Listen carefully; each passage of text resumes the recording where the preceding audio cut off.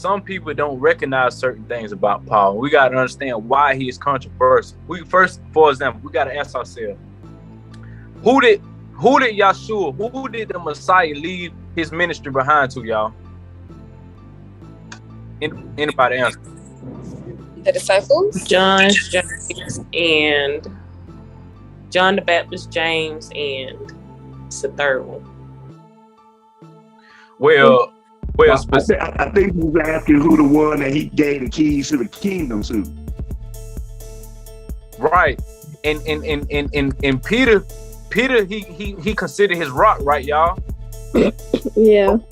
But out of the 12 patriarch apostles, you had 3 men. These were called what you call the 3 pillars.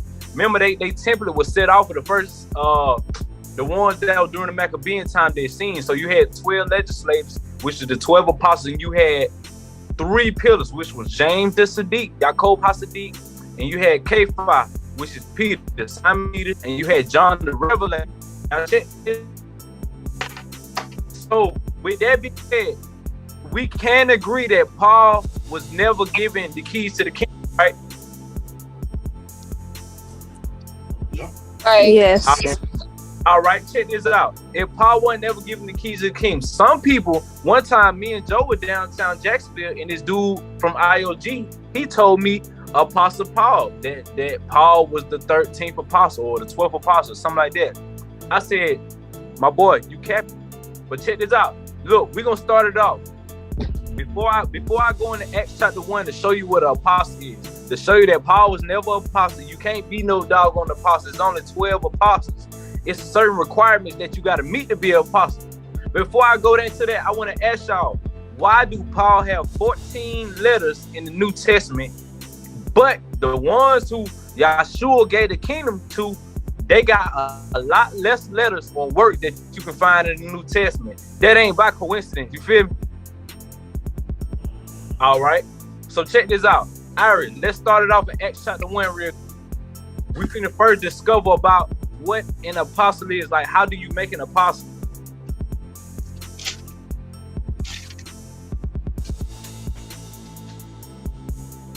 I wish I could have wrote down the order of what I'm finna do this about, but I'm freestyling on the slick, and we don't do it by flow. You feel me?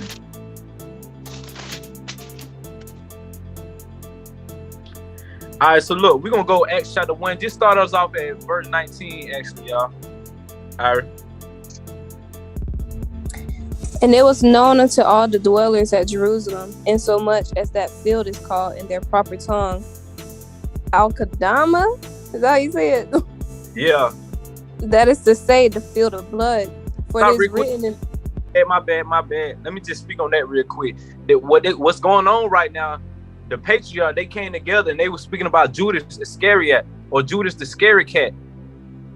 After he died, they knew that they was going to have to pick, you know what I'm saying, a 12th apostle according to what was written in the Psalms. So right now, that's what they talking about, the field of blood. Now, that's one contradiction that you can find in the Bible on the low about how Judas died. One part said he hung himself, another part said he fell headlong off a cliff. You know what I'm saying? So that's why they call it a field of blood. But anyway, go ahead and read that verse 20. For it is written in the book of Psalms, let his habitation be desolate, and let no man dwell therein, and his bishopric let another take. Wherefore of these men which have company with us all the time that the master Yahusha went in and out among us, beginning from the back. I'm finna slow roll the thing. It said, wherefore these men will have company with us all the time that the master went in and out among us. Because y'all understand, with the disciples and the apostles, you had 12 apostles, but you had buku men around them. Them regular men, they were disciples. They were sitting at their camp. They were students to the game. You feel what I'm saying? They was the company that was around the apostles in Yahshua. So you had men all around them. So they gotta pick right here before we finish. You gotta pick among the men who've been around Yahshua from the get-go. Now keep reading. Beginning from the baptism of John unto that same day that he was taken up from us, must one be ordained to be a witness with us of his resurrection. And they appointed two, Joseph called Barsabas, who was surnamed Justus, and Matthias. And they prayed and said, Thou Master, or Thou Yahuwah, which know the hearts of all men, show whether of these two thou hast chosen, that he may take part in this ministry and apostleship, from which Judas by transgression fell, that he might go to his own place. And they gave forth their lots, and their lot fell upon Matthias, and he was numbered with the 11 apostles. All right, stop real quick. So check this out. We saw what would happen. They had two boys. They had Justice and they had Matthias. And these were the same men that was sitting at their kneecaps. They was already students of the game. Now keep in mind, now they had cast light. They had to cast light. They allowed the spirit realm to help them. You remember when we read about the Urim and Thummim that the priests used to use? The cast lights, them ancient dice, you feel me? And it landed on Matthias. So he was numbered the 12th apostle. Paul wasn't numbered those 12 apostles. So at this time when they doing this, what was Paul doing, y'all? What ministry was he in? Killing folks. So if he was killing folks, and he was known for killing these people, what they were calling Nazarenes and Ebionites. Ebionites, which mean the poor ones. It was a derogatory term that they gave the apostles' disciples. Hey, the signal must be out, period. Anyway, so get what he was out here killing. He was a bounty hunter for the Bet Hillel and the Bet Shammai Pharisee branch. So he a bounty hunter, all right, and he learned in the Torah by passing when he had the Pharisee school. So at this point, Paul ain't really been around no Yahshua. He ain't never met him. From what we can read, he ain't never met him. Only time he met him was so-called spiritual. Now check this out. Imagine if Hitler killed millions of Ashkenazis and Sephardic Jewish people. Then he out of nowhere said he had a revelation. The great Hitler had a revelation, and I went blind, and now I had a revelation of saying that I'm gonna be like these people that I'm killing, but not only am I like them, but they gotta listen to me. I'm finna be their authority. I'm finna be one of their top dogs in their field. If Hitler did that, y'all would say, "Cuz crazy. I can't trust him, right?" So boom, this right here, when this happened, this was a war, low key. It was a war between the apostles and Paul, y'all. And we finna read about this doggone war. The apostles, for one, they did not trust Paul first off, and they especially didn't trust him because when Paul came into his truth, he did not go to the apostles and check in like he went to Arabia, and we finna read that. You know what I'm saying? But this just the starting point of what everything finna flower about. We finna talk about Paul's so-called identity because it's a debate whether he was an Edomite or not. Because he did say he was related to the Herodians. Anybody know who the Herodians is? Oh, it's Edom. Right. They was the Idumea that was put over charge of Israel by the Romans. But now we got to understand, why was those Edomites put in charge over us with the Romans? What was they cahoots with the Romans? I'm just gonna tell y'all, and before we read it, they cahoots with the Romans was through Herod Daddy, who was Antipater. He was in war with Julius Caesar, alongside Julius Caesar in Egypt, and he saved Julius Caesar's life. From then on, Julius Caesar appointed Antipater. He gave him and all his descendants Roman citizenship. You feel me? And he gave them rights within Rome. So now this is how Idumea and Edom got their upper hand up on us. Now guess what, y'all? Paul in Romans 16:12 said that that was his kinsman. He was blood related to Herodian. And I got a doggone chart showing you the family tree with Antipater.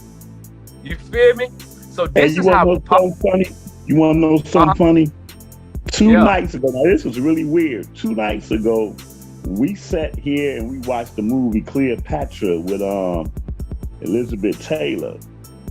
And I didn't even really know, I'm gonna admit, I didn't even know this part of the history, but Caesar is prominent in a movie, and in the movie, Antipater is in the movie, and that's funny. But what you're saying is actually in that movie of Cleopatra, and I wasn't really clear on that history even myself. But Antipater, absolutely, Herod Antipater, he was one of the 5 Edomite kings, Herod kings, as a matter of fact. But that was just deep, and it was just two nights ago that I was looking at that.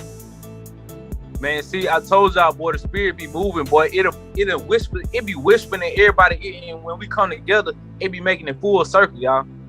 Right. Hey, so that's, listen, Saul is, and I can show from what I got, Saul, he was related to Antipater and Herod, meaning that Saul was possibly bloodline Edom.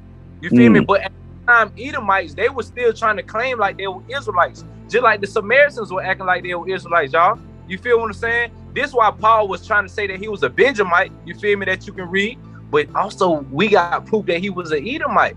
But I mean, it ain't nothing against him for being an Edomite, but it's just the fact that now you're gonna see why it's clear that he had Roman citizenship.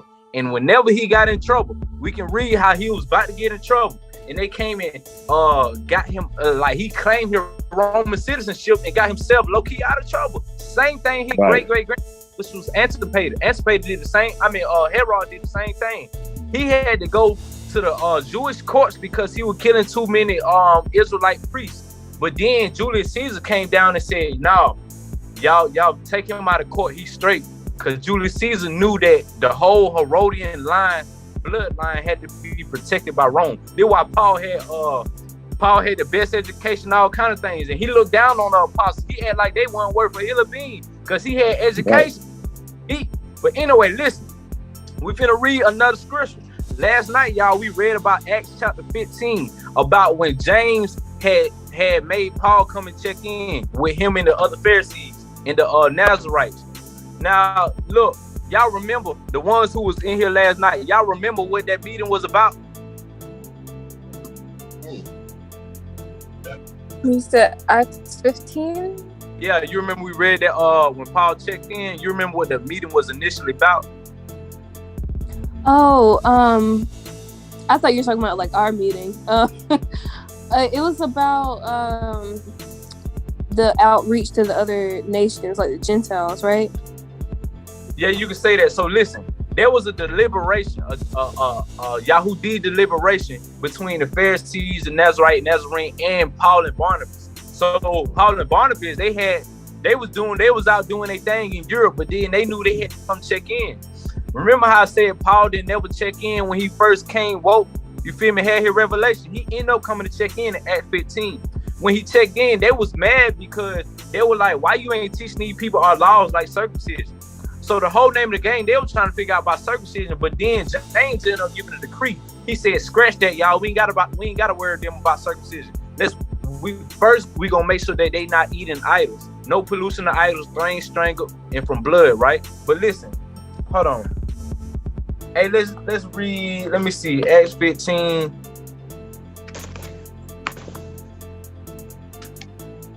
Just to do a recap. Read verse 19. All right, Acts chapter 15, verse 19. In verse 19, James remember, y'all, the three pillars. Peter, he had the keys to the church. He was the rock. But James, he was the head of the apostles. He was what they called the Sadiq. In Hebrew, they mean righteous one. So, you know what I'm saying? Everybody had their roles, but at the end of the day, although Peter had that popularity, he had the church on deck, James had authority over them boys.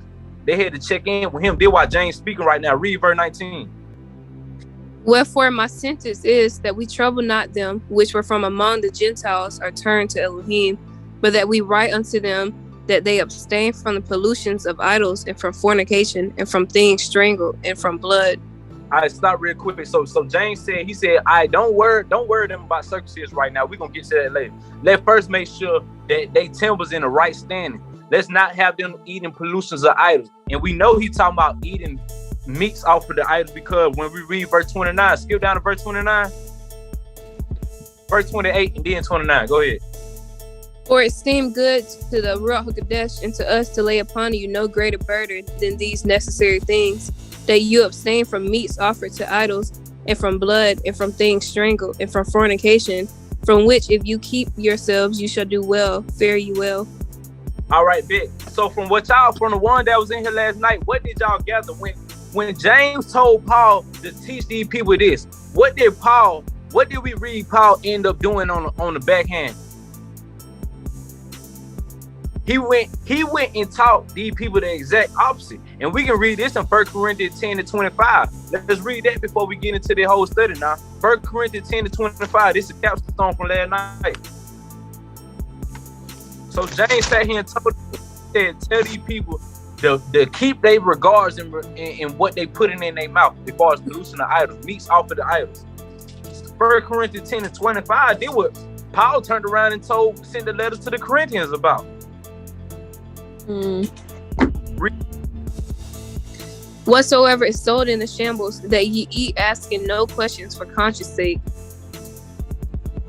For the earth is Yahuwah's and the fullness thereof. So check this out. This man, now was that in righteousness that he told these people? He said, y'all can eat that, bro. Just don't ask where it came from, so it won't be on your mind. Was he saying that in righteousness, or is that kind of childish, y'all?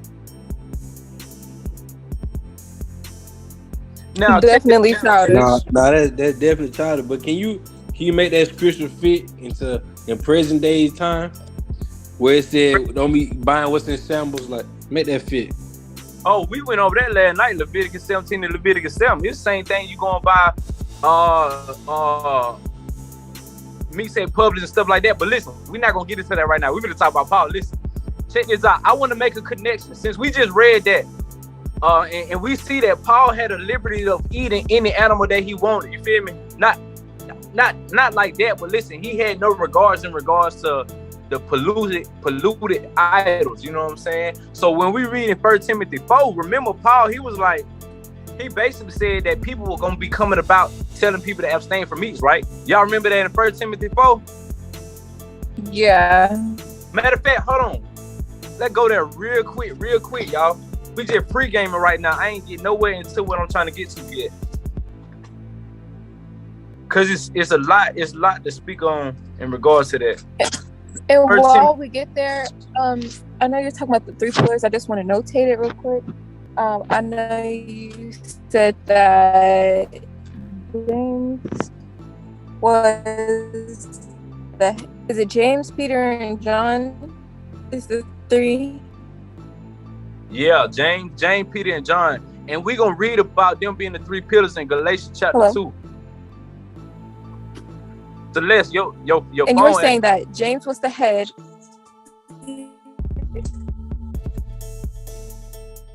Uh-oh. Can y'all? My bad. I'll talk later. It's fine. Okay. I'm gonna lace it up. Can y'all hear me? Yeah, we hear you. Okay, bet. Check this out.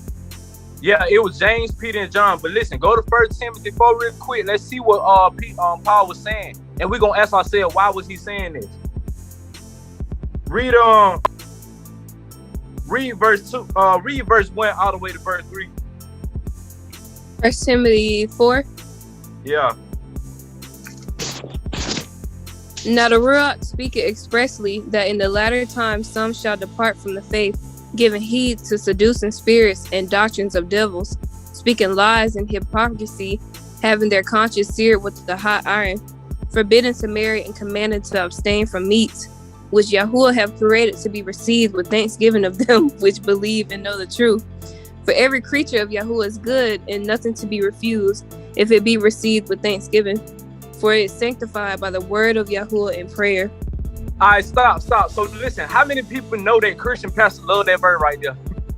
Yes. Yeah, that sound like my granddaddy right there. Yeah. That, all you got to do is pray over the food, bro. That's all you got to do. Listen, Paul said people was going to be doing this, right? But y'all don't know who he was talking about going to be doing this. He was talking about a specific group of people. Now, y'all remember how Paul was making jokes. He said people that eat vegetables are weak. He also said it's a shame for a man to have long hair. He was talking about a specific group of people, and guess what? James was a part of this group of people that we're talking about.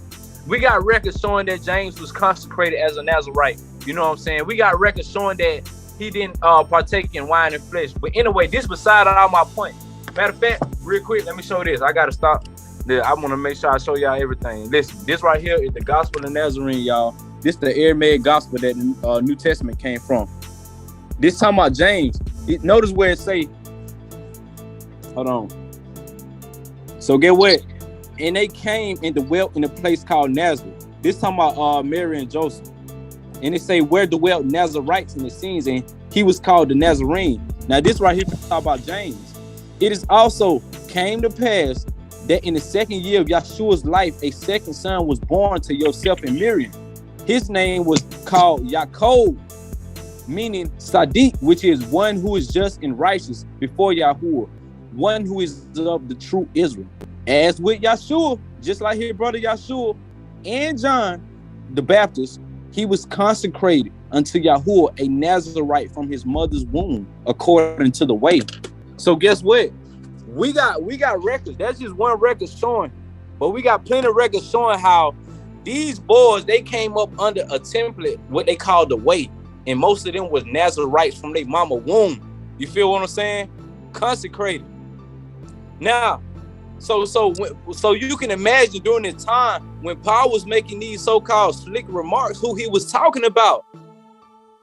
Now, let me get back into the KJV to show something real quick. Anybody got anything to say?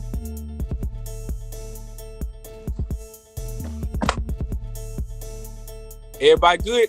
All right, bet. Well, you know what? Let me say something real quick. Uh-huh. Okay, yeah. Another foundational thing, because we was in and you was reading out of the Acts 15 chapter. I think, that Israel, like when I be teaching, always like, and you're doing it now, and that's cool. Going back to the time so you could like really, like you're there, understanding what's happening from a historical context. And we make the mistake of trying to read it like it's now, 20th century, without understanding the historical dynamic to it. So one thing that I want to people to understand foundational is that Paul, there was nothing about Paul's ministry, and I'm not going to get into the deeper part of it, but there's nothing about Paul's ministry that pertained to Israel. He was, quote unquote, teaching Gentiles. So if we'd have been there 2,000 years ago and just say we're Hebrew, we're Israel, and then all of a sudden this character Paul comes into play, we're not being taught by Paul something that we don't already know as being the elect, as being commandment keepers. And I think that we have to historically recognize that, because his entire audience was aimed at Gentiles. And I'm not going to get off into his agenda and dealing with the Gentiles in the way that he did, but it wasn't as if we were not dealing with Gentiles, because the first Gentile, when I say Gentile, I'm talking about European, because there were always people of other nationalities that was a part of the Commonwealth of Israel. But Peter was the one that had brought in the first Gentile. You finna say Acts 10. I was just finna say that, Acts 10. Right. So I just wanted to make it clear, because a lot of us as Israel, we be going into Paul's writings as if Paul is trying to teach us something that we didn't already know. And I say we, I'm talking about us 2,000 years ago, but his ministry was not to Israel at all. He wasn't trying to teach Israel, period, because that wasn't the role that he, quote unquote, played. Now, and again, we was in just now when we was reading out of 1 Corinthians, I want to also point out the fact that Paul had a whole lot of philosophical things that he taught, teaching the Gentiles. And that was one of them in regarding the whole thing about, don't ask no questions in the shambles, because above that, he first say, you can't sit at Yah's table and sit at Satan's table, because the thing that they sacrifice idols. Now he make that clear, but then he come back around and he try to make it be like, meats don't mean nothing. Meats are nothing. They they don't really mean anything. You know, they're part of the Father's creation. So he'd say some truth, but then he'd go into a whole philosophical thing to try to ease it over, I guess, to make it easier for the Gentiles. Yeah, and real quick. Right. And that's really not what he was supposed to do.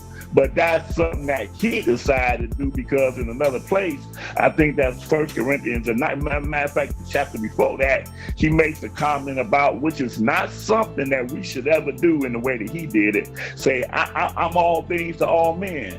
To the weak, I become weak, and to the, I'm a Greek and I'm a Hebrew, and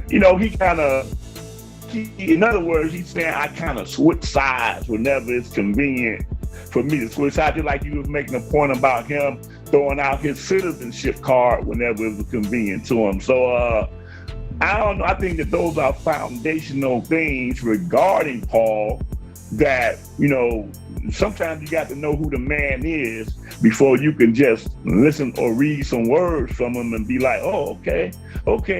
No, as far as Israel is concerned, he wasn't talking to us. He wasn't dealing with us. I just wanted to throw that foundational dynamic out as we continue to get into some of the specifics of Paul's writings. That's right. So that's exactly what's going on in regards to Paul. So listen, y'all, we finna go to 1 Corinthians 9 and verse 1, and I'm finna show. Yeah, that's where I was at. Go ahead. That's right. So we do know that y'all not no Corinthians. Y'all don't live in the city of Corinth, which is in Greece, y'all. Y'all not no Church of Ephesians. Y'all not Galatians and nothing like that. What are we? Just like Josiah said, we are Hebraic people. Paul was talking to Europeans. You feel me? Real Gentiles. We not Gentiles. You know what I'm saying? So let's definitely put our mindset there. So boom. 1 Corinthians 9 real quick. I'm finna show, because y'all do, if you pay attention to Paul's letters, he always had to make sure people know that he wasn't lying. He had to make sure that people know what his credentials were. Why did he have to do that? Because on the flip end, the Corinthians, they were hearing on the back end. They were hearing from the real apostles about that some of the things that Paul was saying were lies. James straight up called Paul a lie, and I can show you that in the book of James. So while Paul was being called lies and stuff like that, his followers, they questioned him at that point. This is why Paul had to keep going back and say, I lie not. Oh, am I not an apostle? I this. But look, straight. Look, 1 Corinthians chapter 9 real quick, y'all. Read that from the top real quick, all right? Let's slow roll it. Read it from verse 1. Yeah. Am I not an apostle? Am I not free? Have I not seen Yahushua HaMashiach, our master? Are not ye my work in the master? Stop real quick. Is he not a free nigga, y'all? Listen, check me out. I wanted to show some based off of what we just read, that one verse. He said, have I not seen the master Yahushua? Did he ever see him, y'all? I'm talking about flesh and blood. No. Right. He saw him spiritually. But I can show you in the Clementine homilies when Peter clapped back on him. He was like, how you going to tell us about somebody that we actually lived and ate with? You feel me? Right. I'm not going to show y'all right now. I'm going to try to get through these scriptures, but I'm going to show y'all. Like, I just got to show y'all for sure. But listen, go ahead, verse 2, y'all.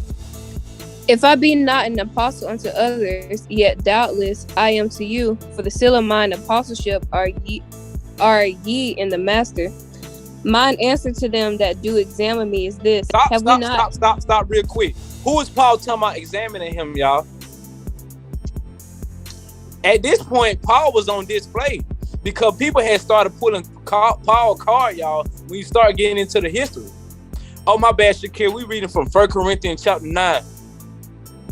And we just read verse 3 when he said somebody was examining him. To them that do examine me in this. At this time, we put ourselves there. Paul started up a new ministry.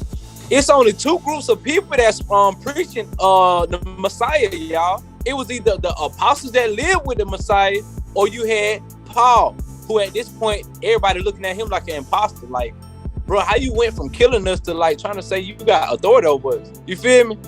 So now this is how they looking at him. And so now they examine him, like, because they pulling his card, y'all.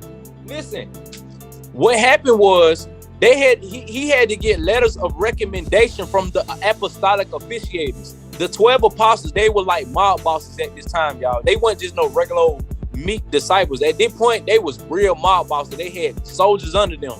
You feel me? And they had to write letters of recommendation to show the credentials of whoever was preaching the Messiah. Paul didn't get these same letters of recommendation from them boys. That's why he was bitter. This sparked a war. We finna read about this war, y'all. Listen, go read that next verse, though, Ira. Have we not power to eat and to drink? Have we not power to lead about a sister, a wife, as well as other apostles, and as the brethren of the master and Cephas? Or I only and Barnabas, have not we power to forbear working? Who go? My bad.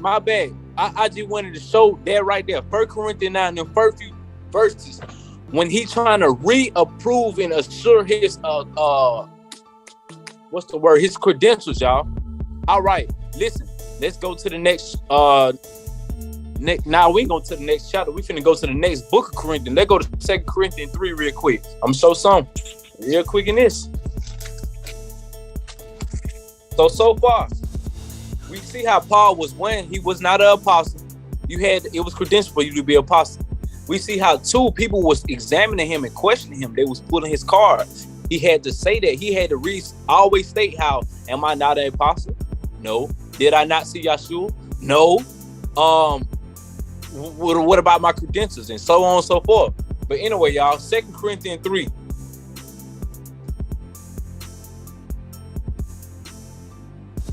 Oh, 2 Corinthians. I'm tripping. Now this right here, 2 Corinthians 3, this gonna go into his accredited ministry, like his credentials of his ministry, saying that how he don't need no letters of recommendation from these boys. You feel what I'm saying? So let's do it. Starting at verse 1.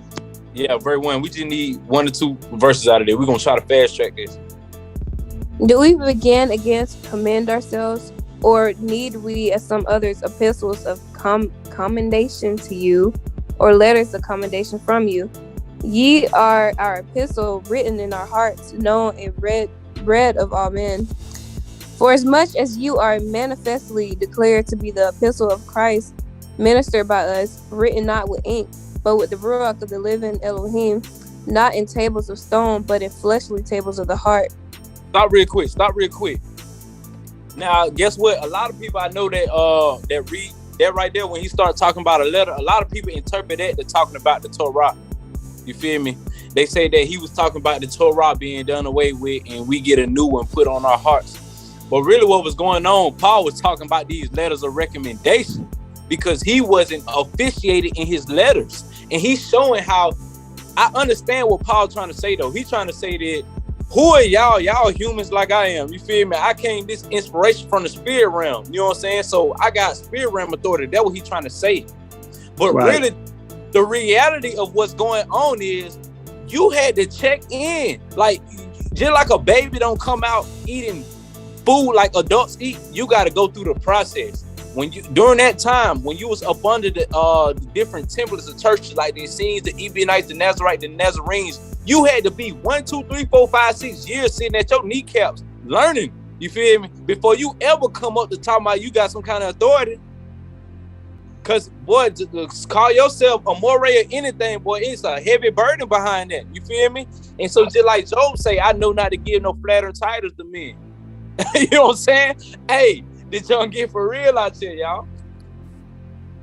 So listen, real quick, let's jump back. Let's jump back to what we was, 2 Corinthians chapter 10. Let's go to 2nd? Yeah, 2 Corinthians. We're gonna stay in 2 Corinthians. Okay. Anybody got anything that say real briefly before we go to this next scripture? Listen, I bet. 2 Corinthians chapter 10, verse 8, y'all. For though I should boast somewhat more of our authority, which the master have given us for edification, and not for your destruction, I should not be ashamed, that I may not seem as if I would terrify you by letters. For his letters say they are weighty and powerful, but his bodily presence is weak, and his speech contemptible. I cannot speak today. Contemptible. Let such and one think this, that such as we are in word by letters when we are absent, such will we be also indeed when we are present. For we dare not make ourselves of the number, or compare ourselves with some that commend themselves, but they measuring themselves by themselves, and comparing themselves among themselves are not wise. Who he talking about, y'all? Who he talking about? Dang, This is him. This him sending shots at the apostles. He's saying they commend themselves. You feel me? Bravo, y'all. You feel me? I understand. I feel Paul will come. I feel where he coming from. But at the end of the day, this boy had to check in with the people that Yahshua left behind for him. Notice how Paul be talking fancy as we don't know what in his letters, y'all. That ain't by chance. He was really trying to please these Europeans. At this time, you had people like Socrates, Pythagoras. They were coming up. They were real philosophical people. So Paul was writing stupid fancy to please them. And right here, what we reading right now, Paul was saying, he basically was saying, thank y'all for accepting my letters. Because some people want praise for themselves, like the apostles. You know what I'm saying? This thing is very clear when we slow down and read this, y'all. See, in camps and all kind of different schools where we be at, sometimes we just be reading Paul and we take what he's saying for commandments, but we ain't slowed down and read the depth of what's going on. It's a whole soap opera drama going on in the New Testament, y'all. No cap. Anybody got anything to say real quick before we go down to verse 18? I bet. Start us back. All right. I think we was at 13. I don't know. Yeah, but we would not boast of things without our measure, but according to the measure of the rule which Elohim had distributed to us, a measure to reach even unto you. For we stretch not ourselves beyond our measure, as though we reach not unto you. For we are come as far as to you also in the preaching the gospel of Hamashiach, not boasting of these things without our measure, that is, of other men's labors, but having hope, when your faith is increased, that we shall be enlarged by you according to our rule abundantly, to preach the gospel in the regions beyond you, and not to boast in another man's line of things made ready to our hand. But he that glorieth, let him glory in Yahuwah, or the Master. For not he that commended himself is approved, but whom the Master commended. Check this out. Basically, when you slow down and pay attention like to the whole context of what's going on, Paul, he admitting that he don't have apostolic authority like these boys. And in the same breath, he's saying, I appreciate y'all for even accepting my letters, being that I'm not apostolic officiated. You know what I'm saying? You feel me? So, but that's why he say everything is so spiritual, because that's the leverage that he have. You know what I'm saying? He continue his whole ministry. His whole ministry is contingent on what happened in his conversion on the road to the Damascus. So let me ask y'all this. So if the only thing that he have is what happened on the road to Damascus, let me ask y'all something. What was he going to do when he was on the road to the Damascus, y'all? Anybody? On the road to Damascus. Celeste, where you at with it? You underwater. She was asking, what was the question? Oh, so the question is, what was Paul going to do on the way when he got converted? He was on the road to Damascus. What was he going to do, y'all? He was going to probably try to kill some more. Probably try to go kill some more people. Yeah, my boy was finna go kiss some bodies, y'all. Yeah. Hold on. I was finna read about his road to Damascus, y'all. I just want to read the contradictions. So if his whole ministry based off of what happened on this road, it would be clear that he would keep his story straight. Do y'all understand that he contradicted himself like 3-4 times in the scripture about what happened? Like 3-4 times about what happened. So if he was in an interrogator room with some investigators, they're gonna be like, I don't even know if I should believe this happened or not. Hey, it happened or not, but check this out. Before we go there, we finna go to like 2 more scriptures. You feel me? We finna go like 2 more scriptures showing how Paul had to keep saying how he official. You know what I'm saying? But listen, let's go to 1 Corinthians. Let's see, 11. Let's go to 11 first. 1 Corinthians 11.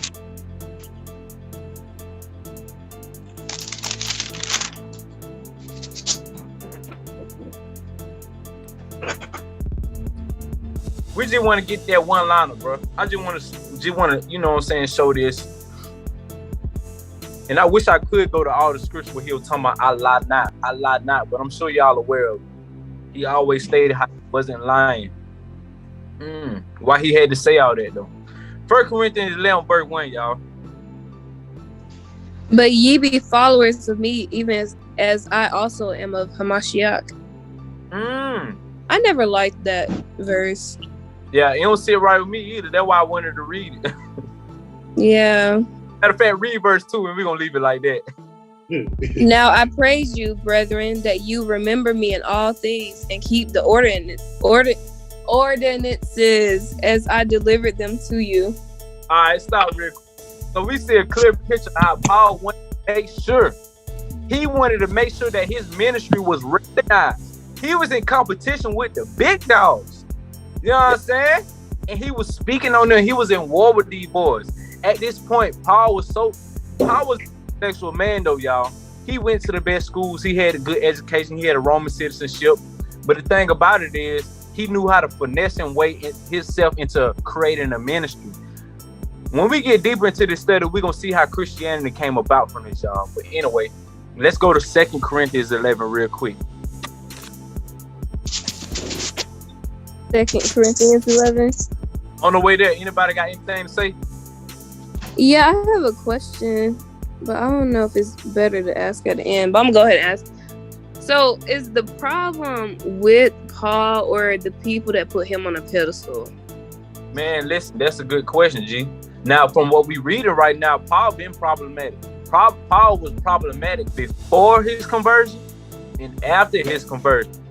Now, even worse when people, after he died and he got put on a pedestal by the Roman Catholic Church because he was already in cahoots with them. He had already had from years later, just prior when he granddad them, his whole family was cool with the Roman Catholic officiators.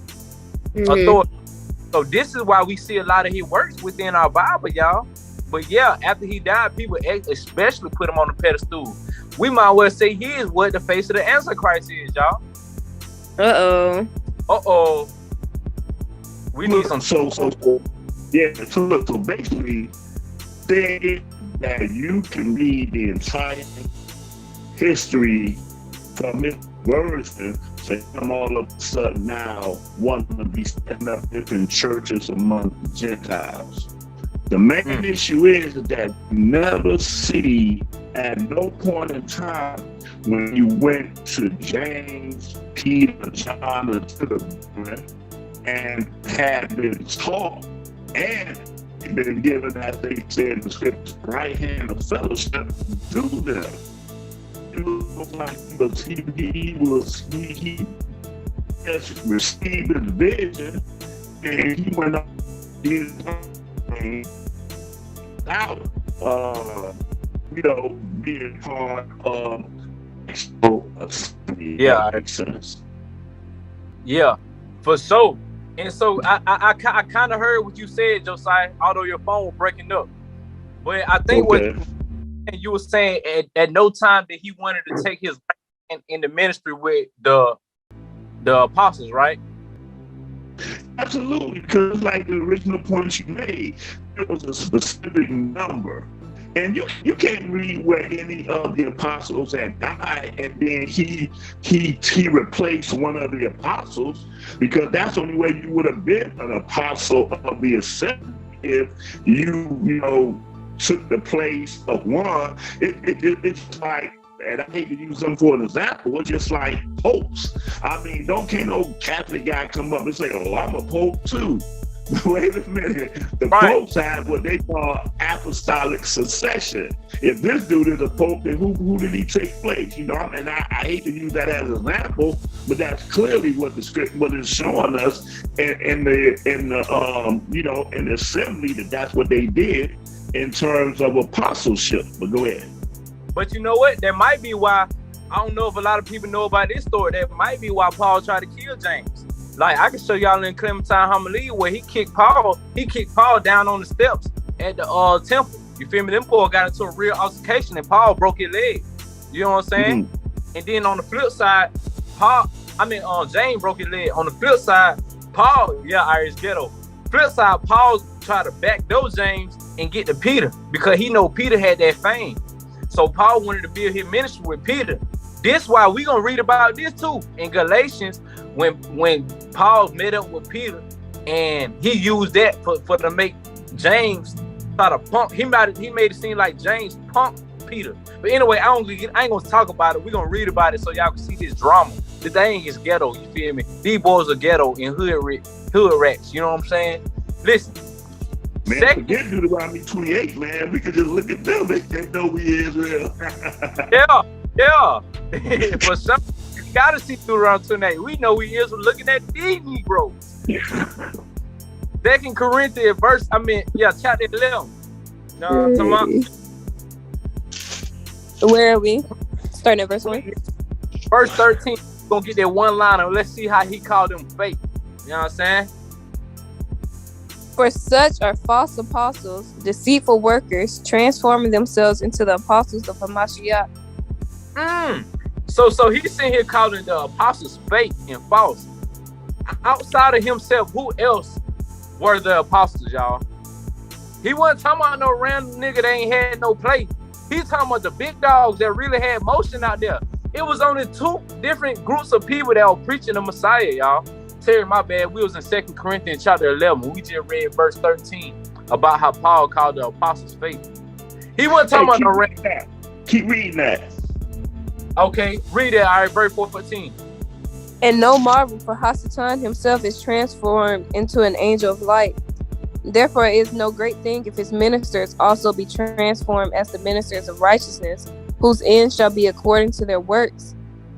I say again, let no man think me a fool, if otherwise, yet as a fool receive me, that I may boast myself a little. That which I speak it not after the master, but as it were foolishly, in this confidence of boasting. Seeing that many glory after the flesh, I will glory also. So get what? I'm telling y'all, Paul had a little bit hate in his heart. I hope y'all can see. Is anybody seeing what I'm seeing? Yeah, but let me ask a question then. Yeah.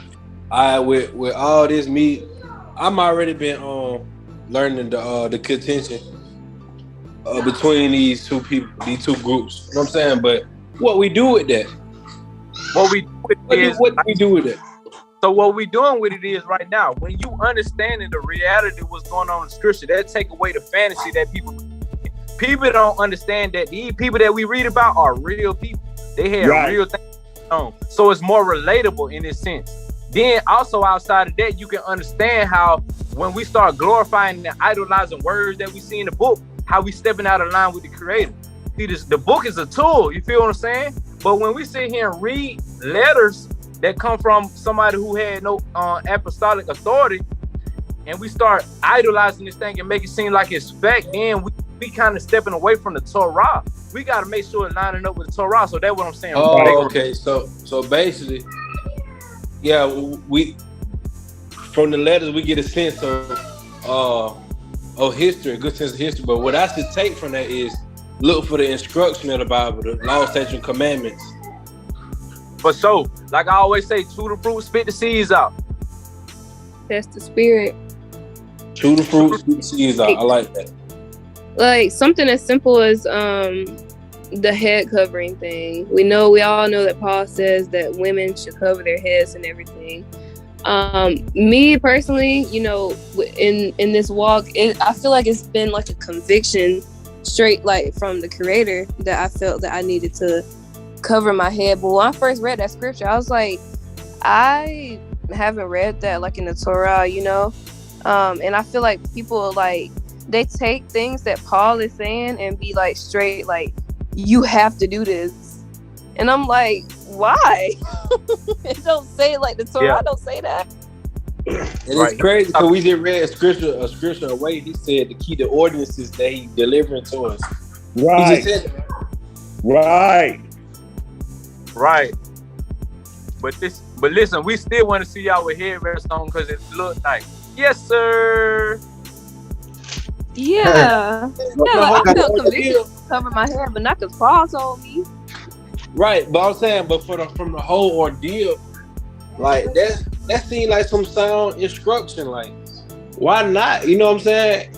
Like, I see the contention, but if I'm being instructed to do something, even if from my father or Ray, my big brother, whoever, in this sound doctrine, like I should might well do it. That's respectful, right?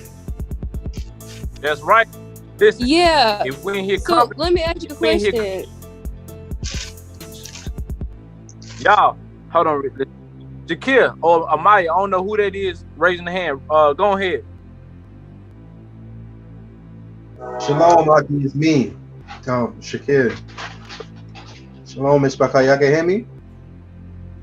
Yes, sir. Khan. I just wanted to ask a question because I'm thinking about it, and I'm here sitting with my email. We partaking in the study together.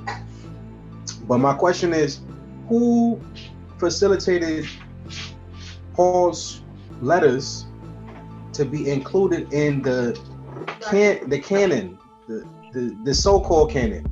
Wow, that's a good question. So guess what?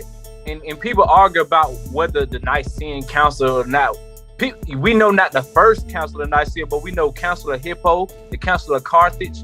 These were a number of councils that happened throughout the 3rd century AD. You know what I'm saying? But during that process, we know they was trying to discover the divinity of Yahshua at the Council of Nicaea, right? But with that being said, by the time they see somebody who never met Yahshua, when he started deifying them, they saw that Paul was a good fit for what they compilation. You know what I'm saying? Outside of the fact of what we're finna get into about Paul's connection with the Romans. Like, I'm talking about, it's more than just about, oh, they're my homeboys. No, they were locked into agreements and oaths. They had to protect Paul and vice versa. You know what I'm saying? So I can see how, it end up being that fact. I don't know if that answers your question or not, or if you can build off that. I think that answers my question. Well, that just, that brings me to think about, like, do you think that Paul was a part of? I feel like I don't know. I feel like he infiltrated the walk, just like how a lot of Jewish people infiltrate Christianity and manipulate it from whatever angle they try to do it from, in order to cause confusion amongst the body. But for me, that sounds like mysticism when it comes to like Freemasonry. You know what I'm saying? A lot of Jewish mysticism has developed into what we know as Freemasonry. So I'm thinking maybe he was a Freemason at his time, and he, like how you said, he was involved with the Romans. And on top of that, I feel like he could have been using that as a way, as like how people use it today in order to cause, like someone said, to be a stumbling block, cause division. And he was talking crazy from what we read, and he was talking crazy about nobody with the Ruach, truly with the Ruach HaKodesh. Sometimes we could be zealous, but and I know sometimes we get upset, but it's like when you write into whole congregations and churches and you start basically starting your own religion, that's huge. You know what I'm saying? You're ready from the beginning. I feel like that's what he was talking about when he said there's already Antichrist among us. Right. In Yahushua's time. So I don't know. I feel like he had the Antichrist on him, man. He was causing a lot of division amongst the body instead of allowing the elders that was already in the walk to lead him into what they, you know what I'm saying? But when he gained his authority, he could have shared a lot more stuff at that time, but he was too zealous. That's like a lot of young, I was like that a little bit in the beginning. I wasn't trying to hear nobody because I had my road to Damascus experience too. And when people trying to tell me otherwise, it's like, look, this is what happened. But I wasn't really knowledgeable about everything. So I wasn't really I questioned everything, but I didn't have nobody to tell me what I could and could not do, because I wasn't a part of any congregation or anything like that. But even now, as I get into this walk, I have people that I look up to, that I know have wisdom and understanding, and I'm willing to accept. And then if I question anything, it's going to be in order. It's not going to be causing division amongst the body. I'm like, nah, don't listen to this person. Listen. No, we have to compare and contrast. We have to just look out for the truth of the matter. But this is like, look, follow me or don't follow me. Like, it is what it is. He sound like a lot of Super Brews today, you know? Well, you know what? That's funny that you would say that, because Paul, when you look at Paul's history, though, it really reveals a lot.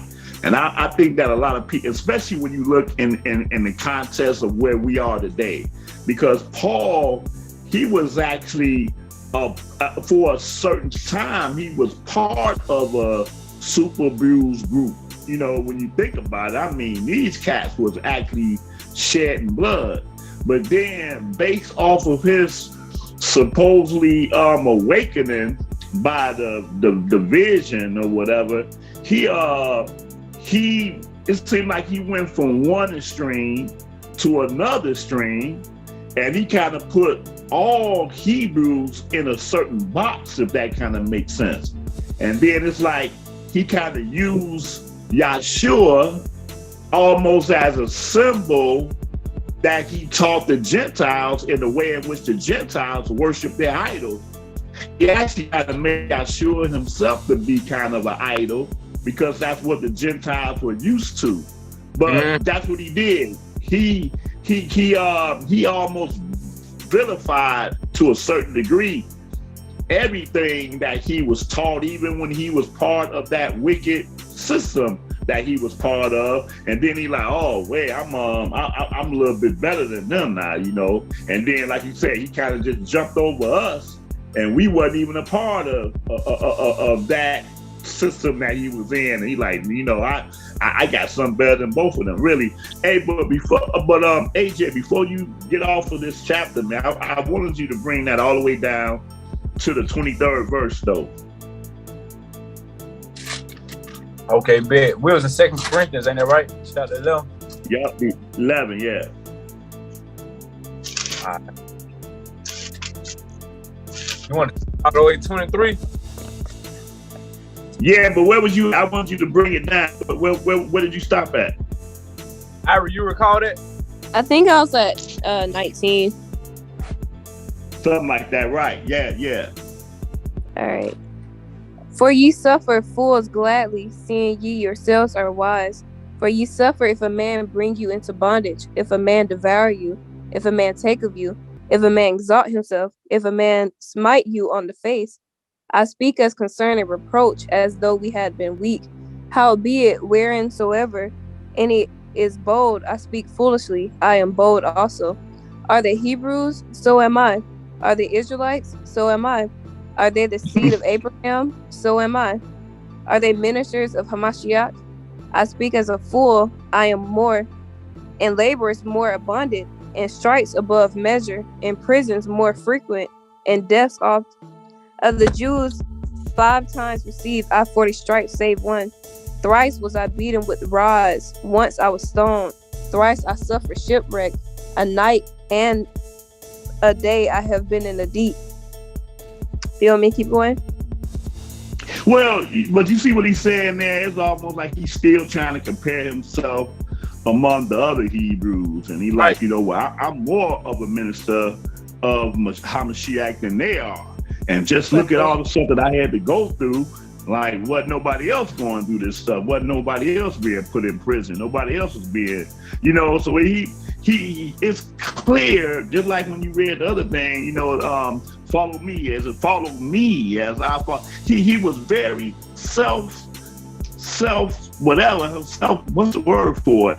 And almost everything he wrote to the Gentiles, it was almost like he put an image of the Messiah there, but it wasn't really Messiah. It's kind of me, because I'm the only really for the Messiah. Really, you know. Yeah, hey.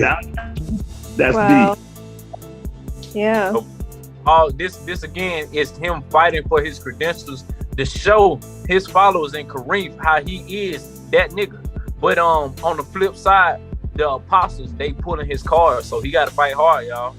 This is the reality. Speak up. I'm full. Do y'all think that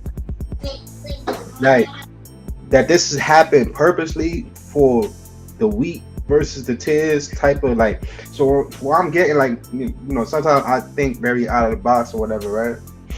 But I'm thinking like a lot of Christians today are, and a lot of people in the body of Christ, period, I won't even just say Christians, whatever denomination you're coming from, are divided because of his scriptures. Sometimes I feel like the Most High uses like, you know, like he would use the Gentiles, he would use other people to chastise other people that he know that's not going to want to keep his commandments. You know what I'm saying? Mm-hmm. So it's like, I'm thinking like Paul had a purpose, like he was used specifically as a weapon to chastise those that was not trying to keep the Most High's commandments, like how we see in the Christian churches or the Catholic Church, people that just wanted to use the scripture for whatever agenda they had to begin with. I feel like he was like, it's a tool in a sense to divide the wheat from the tares. If you understand, like he himself is a stumbling block, huh? Yeah, it's interesting, man. Hey, let me say this though. Go ahead. We can see that. I'm gonna be real quick. A lot of denominations in the truth, like whatever, in the body of Christ, like they'll say that they church is the way. You know what I'm saying? Like, oh, kind of discount because discount is the way. Like discount, we gonna get on the ships. You know what I'm saying? Discount. Like, I'm Paul, you come follow me. No, man. Like, and then everybody want to push up, like you say, to make Christ an idol. Like, when we know his ministry, like as him living, first of all, his living was greater than his death. Yeah, I believe his living and his death was atonement. But he not supposed to be idolized. Like, there's only one good. That's the Most High. But a lot of people and denominations tell you, like, bro, Seventh-day Adventist, they'll be like, oh yeah, man, this the only church. Pentecostal, this the only church. You know what I'm saying? There's no gate in heaven that say Seventh-day Adventist though. But listen, like none that say IYC or watches of this and that, or my congregation. You know what I'm saying? None of that. Or the Jehovah's Witness. They say if you're not a part of the elect within the witnesses, then you're not a part of the. You're not going the 144,000. 100, yeah, exactly. A part of the 144,000. It's like, what the hell? But you gotta be a witness. I know people that don't even believe. They don't even believe that other people could have the Holy Spirit. And I'm like, damn, like, what are you talking about? We got the Holy Spirit. We born again. That's how you get baptized in the Spirit. You will see your body as a temple. Oh no, the Holy Spirit is The Holy Spirit doesn't dwell within you. The Holy Spirit just helps you. You know, it's like a conduit or something. It's not a person. It's a thing. You know. Who's saying that? Jehovah's Witness believe that. So look, Shakir, check this out. I'm gonna say this is what I think the purpose of Paul was on a grand scheme. His purpose was for us to be able to have what we can read. Because check this out too. Paul, right, they came up. Listen, Paul, he was palatable and digestible for the same people who would have had the means to print our works, our records. After 70 AD, when Titus and them boys went down there and destroyed the temple, you know, they done got all our works on deck. Now they going to the city Biblos and they creating this Bible that they got from the paper in Biblos. You feel me? But this Bible got some of our records within it. Also, they mixed in agenda. So now we in the times, because of Paul being digestible to them, we now got work in our hands and we do it. We're able to pick through it and know what our spirit belongs to. You feel me? But check this out. That's right. Right. Paul wouldn't have a book. That's right. So Paul had a purpose. and he got another purpose too on the negative polarity. But check this out, y'all. Now that we done pregame, I ain't gonna lie, everything we just did with pregame, I want to listen. The meat and potatoes to me is when we read Galatians. I want to read Galatians real quick. All right, let's go to Galatians chapter 1. Cause now we were speculating that Paul was talking about the apostles, but now we finna see for sure, cause he finna name these niggas personally and then put a curse on them too. This man put the curse on the doggone apostles, y'all. Hey. I said, man, boy, he was mad, boy. Can't lie. Starting at verse 1. Yeah, we do it from the top. We finna slow roll to put it in cruise control real quick. Cruise control, all right. Paul, an apostle, not of man, neither by man, but by of Yahushua HaMashiach and Yahuwah the Father, whom raised him from the dead, and all the brethren which are with me unto the churches of Galatia. Grace be to you and peace from Elohim the Father and from our Master Yahushua HaMashiach, who gave himself for our sins, that he might deliver us from this present evil world, according to the will of Elohim and our Father, to whom be glory forever and ever. Amen. I marvel that you are so soon removed from him that called you into the grace of Hamashiach into another gospel. Stop real quick. Notice he said into another gospel. Who else is out there speaking the gospel of the Messiah? The Pharisees, it wasn't the Sadducees, it wasn't the Zealots, but it was the apostles themselves. They the only one that were preaching a messianic gospel outside of Paul. So now we can see he finna talk about the apostles. The whole Galatians 1 and 2 is Paul telling his side of the story of things, but you don't see the other side of the story. Now watch this. Which is not another, but there be some that trouble you and will pervert the gospel of Hamashiach. But though we or an angel from heaven preach any other gospel unto you than that which we have preached unto you, let him be accursed. Stop real quick. Wait. I know he didn't just accurse the ones who was preaching the gospel like him, that was outside of himself. This is where we got to slow down and start reading this. What he just say? He said, let them be accursed. Basically to the Negroes who was preaching the gospel that wasn't him. And to the angels. Man. My boy, let them be home. You know what I'm saying? Let them be accursed. Let them be home. You know what I mean? Shout out that boy Paul though, man. Love to the brother. He's still our brother, y'all. Yeah, that's what you gotta remind yourself. He's still our brother. Yeah, angel from heaven. Hey, Paul, you tripping, boy. All right, verse 9. Yeah. As we said before, so say I now again, if any man preach any other gospel unto you than that you have received, let him be accursed. For do I now persuade men or Elohim, or do I seek to please men? For if it yet please men, I should not be the servant Hamashiach. But I certify you, brethren, that the gospel which was preached of me is not after man. For I neither received it of man, neither was I taught it, but by the revelation of Yahushua HaMashiach. Not real quick. Notice how this is how he defend his ministry. He defend his ministry by saying that I haven't learned anything from men. I learned this straight from the spirit realm. But if you're gonna learn anything about a flesh and blood man, why wouldn't you learn it from the Negroes he ate and slept in the same house with and grew up with? James was Yahshua's brother, y'all. Why would Paul not learn it from humans that live with Yahshua? But this come with the idolatry that he had started establishing. You know what I'm saying? This is his ministry, y'all. Let's keep going. For you have heard of my conversation in time past in the Jews' religion, how that beyond measure. Hold on for a second. Hold on for just a second. I'm sorry. Wait, hold up. I just had something here. He contradicted himself just now, and I didn't catch this before, but he was talking about pleasing men For do I now persuade men or Elohim, or do I seek to please men? In 1 Corinthians, the 10th chapter, he says, even as I please all men in all things. Oh. not seeking my own profit. Huh? That's no further right there. Dang it. You so right. I like that.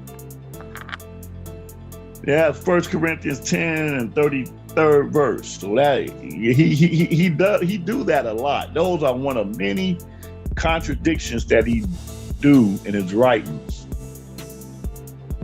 And then I think in that same place when he say I be all things to all men, and he go into a whole thing with that. It's just weird how a lot of what he do, a lot of what he say, you don't see that from John, you don't see that from Peter, you don't see that from James. All three of them, which are the pillars, all they talk about is keeping the commandments and being righteous.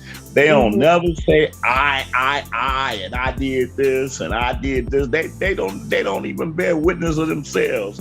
All they do is just preach straight gospel. But his whole style, his words, everything he says is just so contrary to what these three witnesses do. That's too telling right there. It's like he's having like some kind of internal battle. Oh. Like he's having insecurity problems. No, go ahead, Celeste. I'm sorry. No, it's okay. I was going to say, and once again, like I think y'all was saying like he was more so appealing to the like Eurocentric culture. You know what I mean? Like correct. If we're going back to African culture, getting back to that ehad, that oneness, like we're about that community, togetherness, sticking together. But once you start separating yourself from that, that's individual me. I can do this by myself. Bearing that burden that shouldn't even be yours. Right. That's exactly. Now, you were finna say something, Josiah, before we tap back in? No, go ahead. Oh, okay, bet. He was definitely Romanized and Hellenized for sure. That pick that up, Byron. 14 or wherever we were. 13.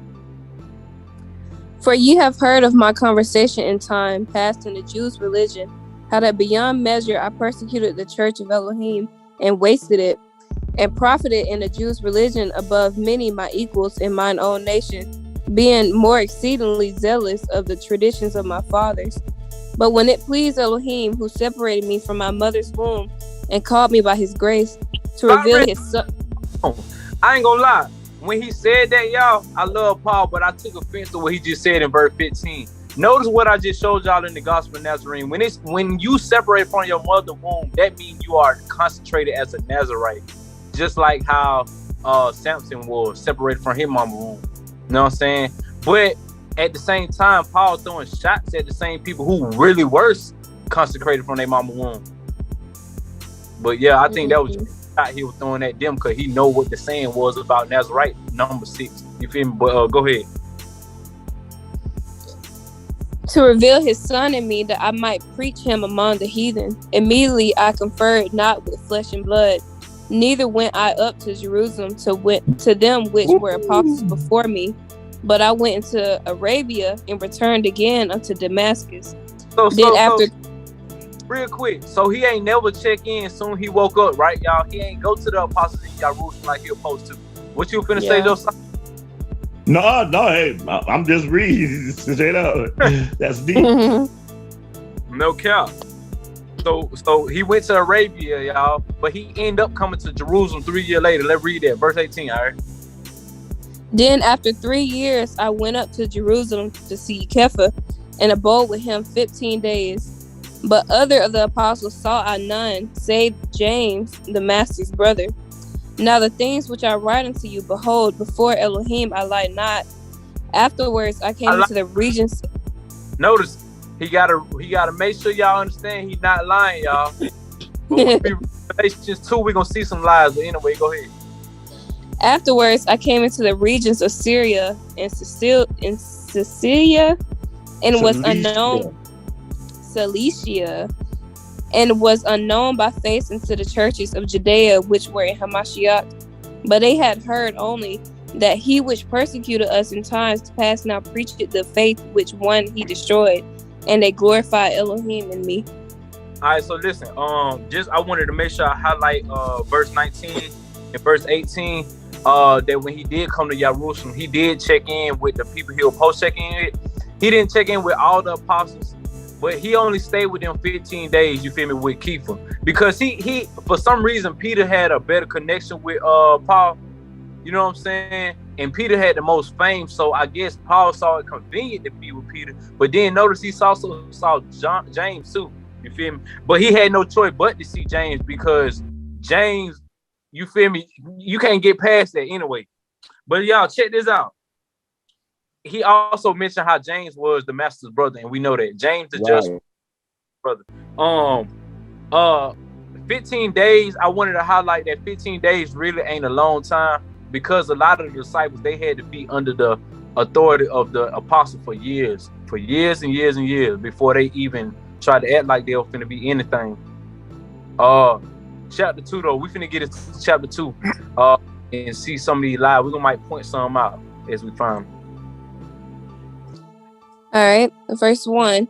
Then 14 years after I went up again to Jerusalem with Barnabas, and took Titus with me also. And I went up by revelation, and communicated unto them that the gospel which I preached among the Gentiles, but privately to them which were of reputation, lest by any means I should run or had run in vain. Stop real quick. What he getting into? I don't know if y'all peep what these first two verses were talking about, but he finna start talking about what we read last night, y'all, in Acts chapter 15. When he went back with them with Barnabas, and he had to check in with everybody at that point. And he had to tell them everything that they was doing in Europe. But go ahead, Ari. But neither Titus, who was with me, being a Greek, was compelled to be circumcised. And that because of false brethren unawares brought in, who came in privily to spy out our liberty which we have in Hamashiach Yahusha, that they might bring us into bondage. Stop real quick. Now, when we go read Acts chapter 15, if I'm not mistaken, I make the connection between Galatians 2 and 4, when somewhere in Galatians 15, when James and them sent Paul and Barnabas back out, they sent them out with 2 more men. I don't know for sure. I still got to do more investigation, but I think that those 2 more men is the same spies that Paul was talking about right here. That them boys were sent out as spies to make sure Paul was in line. But we can go to Acts 15 and read the other side of the story. We just getting Paul's side of the story right now. Keep going, all right? Wait, and verse who 5. sent the spies, though? Say it again, Celeste. Who sent the spies? So, James, the just, he sent the spies out. Okay. Paul was just not saying that he had spies unawares. Well, they wasn't spies, but that's what he called them, spies. Yeah, they was. So, you right. Yeah, they were supposed to be all on one accord, but because Paul had a different agenda, and he kind of viewed them as he did, he would label them spies because he knew that he was doing something that he shouldn't have been doing. Dang. So again, he acting like a baby, y'all. You feel me? Some things is about a chain of command, y'all, because shit roll down here. A ball roll down here, you know what I'm saying? I ain't never see a ball go up a hill. So orders come from the top on down, and one thing about it, Paul was kind of negative of the authority. Now go ahead, Celeste. It definitely would have benefited him to just get those recommendations, or really go under the tutelage of just how things were in a necessary order, instead of doing how he wanted to. I mean, I know everyone has different perspectives and different paths in life, but I don't know. I feel like he was just going through a lot of mental things that could have been avoided if he just would have went the traditional route. Hey, but at the same breath, though, Celeste, I agree with you, but I still think Paul was successful. He was competent at what he was trying to do. Because, shoot, we sitting here talking about him right now. True. That's true. Look. Hey, his mission is completed, but if he would have righteousness, he probably would have fell in line. You know what I'm saying? But which we see he didn't. Before we move on, anybody got anything to put on that or say? All right. Carl, I was just gonna ask. I was gonna say, I don't want to get ahead of myself, but I was gonna say, is there any righteousness or any positive deeds that Paul, but like, maybe just an example. We don't gotta go too deep about it, but like, was there anything that he did that was positive and righteous for the kingdom? Like when it comes to what he was teaching, besides the things that is obviously contrary to Torah. I definitely say that. That's why, listen, I ain't throwing the baby out with the bathwater. I'm still reading Paul because he really showed the spiritual side of things. But what I'm saying is, I don't agree that he tried to go against the authority that Yahushua left behind, the ministry that he left as a temple.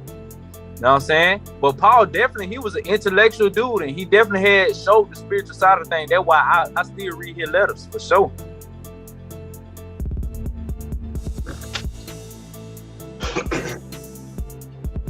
Show that. Now. Yep, in that order. So, Ira, you want to pick that up? I think we was at 4 or 3. Verse 5. I'm tripping. Yeah. Yeah, you are tripping. All right. To whom we gave place by subjection, no, not for an hour, that the truth of the gospel might continue with you. Stop real quick. Yeah, I don't want to skip over. I don't know if y'all noticed what he just said, right? He basically saying, no, I was not in no subjection to these niggas, not for even an hour. He basically saying these boys ain't had no authority over me. Yeah, we met up, but they weren't my big dogs. That's what he's saying, y'all. Right. Read that one more time. To whom we gave place by subjection, no, not for an hour, that the truth of the gospel might continue with you.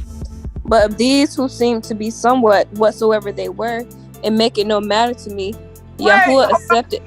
Hold on, my bad. Before we finish that verse out, it's already getting crazy. My boy said, he basically saying he ain't got no regards for these Negroes that trying to act like they're authority over me.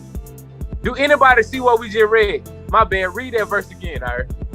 But of these who seemed to be somewhat whatsoever they were, it make it no matter to me. Yahuwah accepted no man's person. For they who seemed to be somewhat in conference added nothing to me. Oh my God. They ain't edify me at all. Like, what we just did him for. You know what I'm saying? But contrary, when they saw that the gospel of the uncircumcision was committed unto me, as the gospel of the circumcision was unto Kepha. For he that wrought effectually in Kepha to the apostleship of the circumcision, the same was mighty in me toward the Gentiles.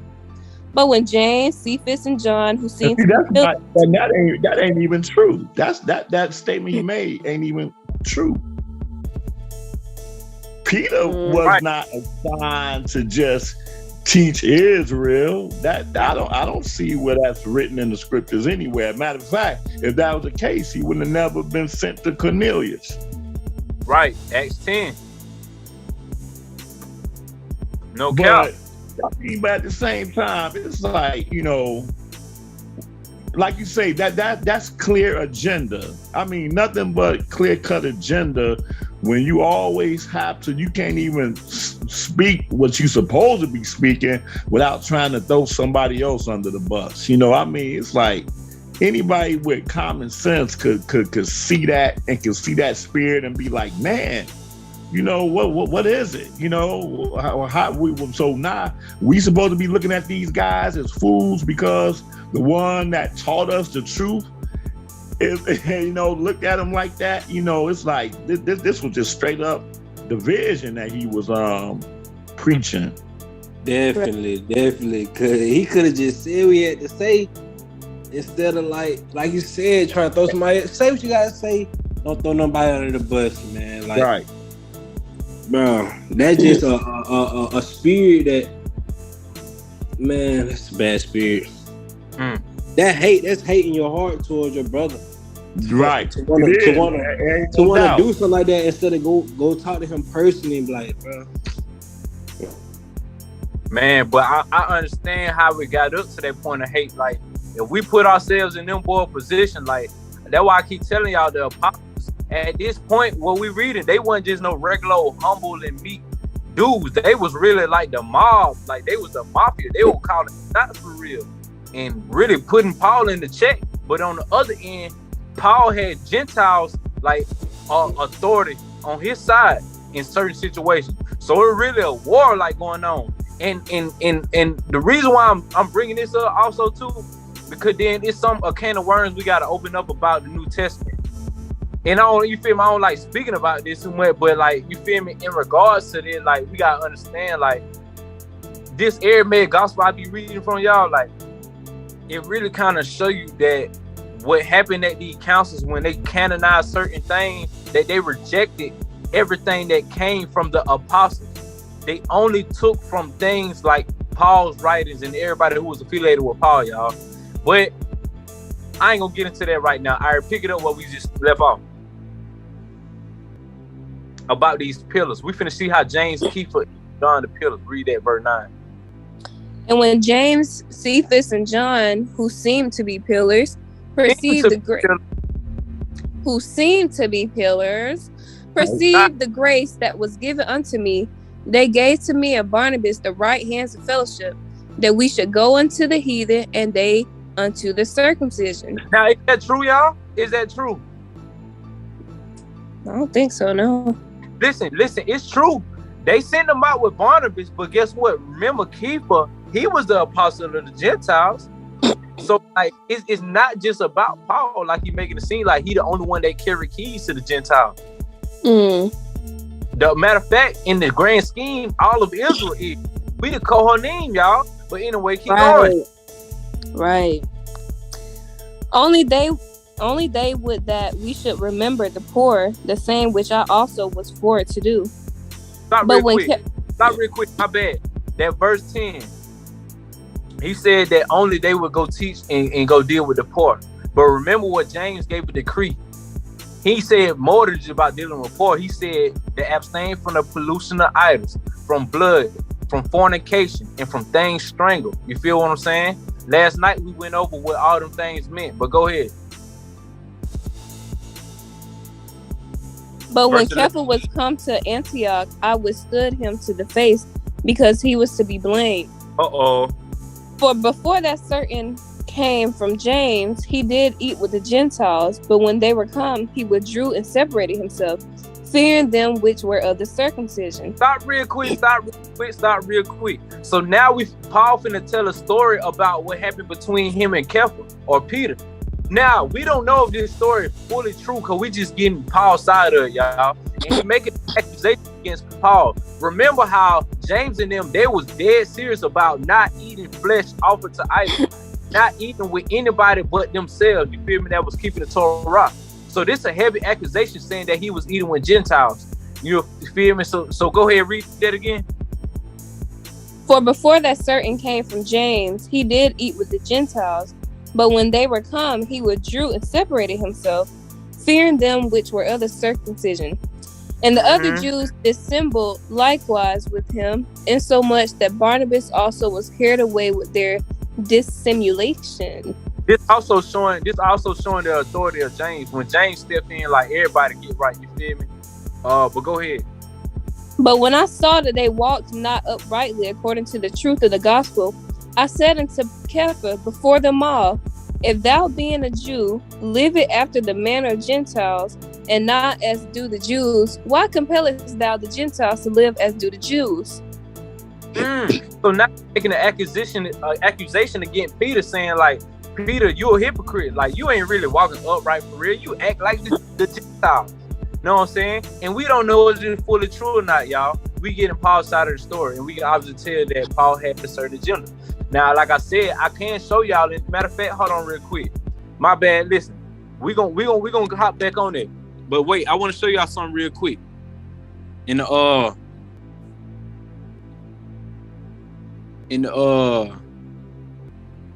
can y'all see? Let's see.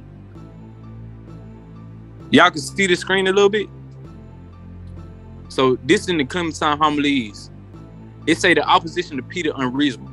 So then what Peter said to Paul, he said, if then our Jesus or Yahshua appeared to you in a vision, made himself known to you and spoke to you, it was as one who is enraged with an adversary. And this is the reason why it was through visions and dreams or through revelations that were from without that he spoke to you. But can anyone be rendered fit for instruction through apparition? He's saying, can anybody like really get instruction from ghosts? And he said, and if you will say it is possible, then I ask, why do our teacher abide and discourse a whole year to those who were awake?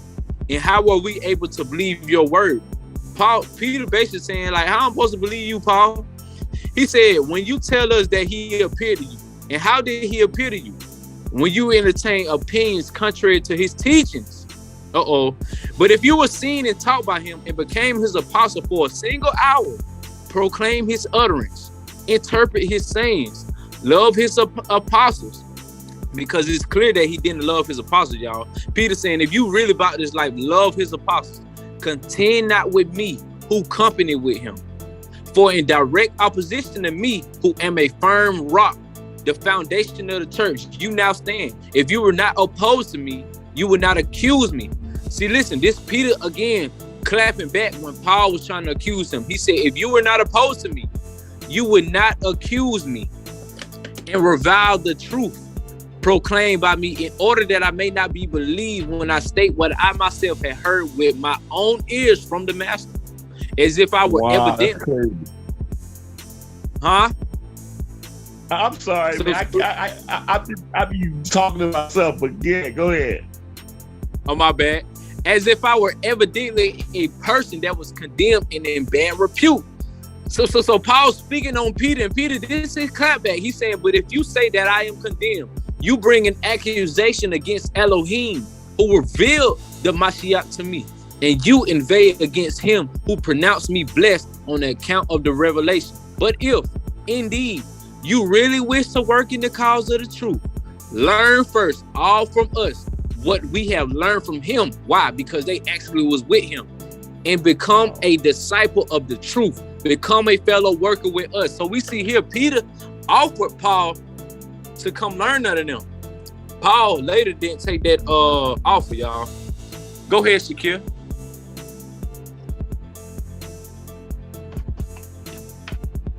Shakir, you good? Yeah, I'm good. I'm just trying to remember what I was about to ask. I think it had something to do with what we were just reading. Oh, okay, cool. Con. So, my question is, was Peter wrong for removing himself from sitting with the uncircumcised when the circumcised came? If that did happen, will he be wrong for that? And on top of that, when they say circumcised and uncircumcised, are they talking about food and eating like, let's say you sitting with somebody eating pork, you know what I'm saying? Like, or you sitting with somebody like you don't really know what kind of food is that, cool kosher or not, I guess I would say. Like, or are they just uncircumcised? You know what I'm saying? Like, what does he mean by he removed himself from the uncircumcised and sat with the circumcised? Is he talking about, you know what I'm saying, sitting with sinners? Or he's saying like literally they were not circumcised, so he was first sitting with them, then he removed himself because there was others that were circumcised that was around. You know what I'm trying to say? Like, what was it? Yeah, Who was it about them actually not being circumcised? Mm-hmm. So I think it was both of them personally, because the party of circumcision was a term given to these ones who was keeping the real traditional Torah. You feel me? Who were actually ethnically Israel. You know what I'm saying? So they were considered the party of circumcision. Everybody who was like from the land. So when they talking about him sitting with uncircumcised men, I think that's actually talking about, their foreskin was uncircumcised. Why? Because that was a representation of them being in subjection to the law in its totality. You feel what I'm saying? So get what? And then when it come down to the sitting down and eating meats, like that's why I say that was an accusation. Because at that time, this specific part of the circumcision that James was a part of, these boys did not partake in flesh or wine. You know what I'm saying? And we got documentation showing that. So that was a heavy accusation that Paul could have put on Peter, because them boys were for real about that. And so get what? That's why I say it was just an accusation. I don't know in regards to what they were eating though, but I do know that these boys was uncircumcised actually in the flesh, because remember that what that meeting was talking about. And if they uncircumcised in the flesh, that means that they was not within the tradition anyway.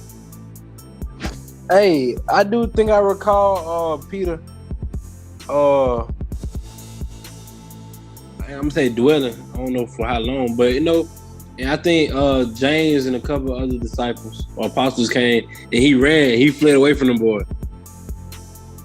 Yeah, and that's what we read in Paul's account, saying that would happen. You know what I'm saying? But that really happened, though. That really happened, right? No, right. Hold on. Let me say something. Let me say something real quick. Go ahead. Let's assume, or let's say everything that Paul saw in this particular thing happened. It happened. But first of all, it's really a perception.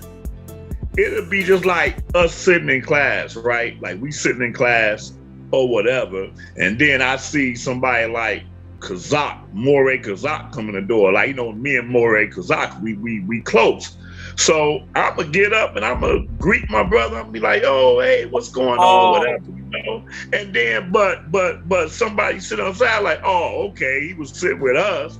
And then this dude walk in the thing, and now he ain't sitting with us no more, whatever, you know. So he's describing maybe what happened, but the perception of it could have been messed up because he already got a bad, you know. But the thing is that he's sitting here telling the Gentiles, these cats are supposed to be the pillars. Guess what? They don't give a shit about y'all for real. You know, they are hemming hard with y'all and act like y'all cool and everything. But then when you know, S, Y, and Z come and they don't want no part of y'all. But see, I ain't like, you know, because my whole mission is about trying to teach y'all the truth without, you know, these niggas trying to get it to, you know, whatever. But that's I mean, because there was really no reason for him to even say that, but to kind of sway the Gentiles from looking at the pillars as being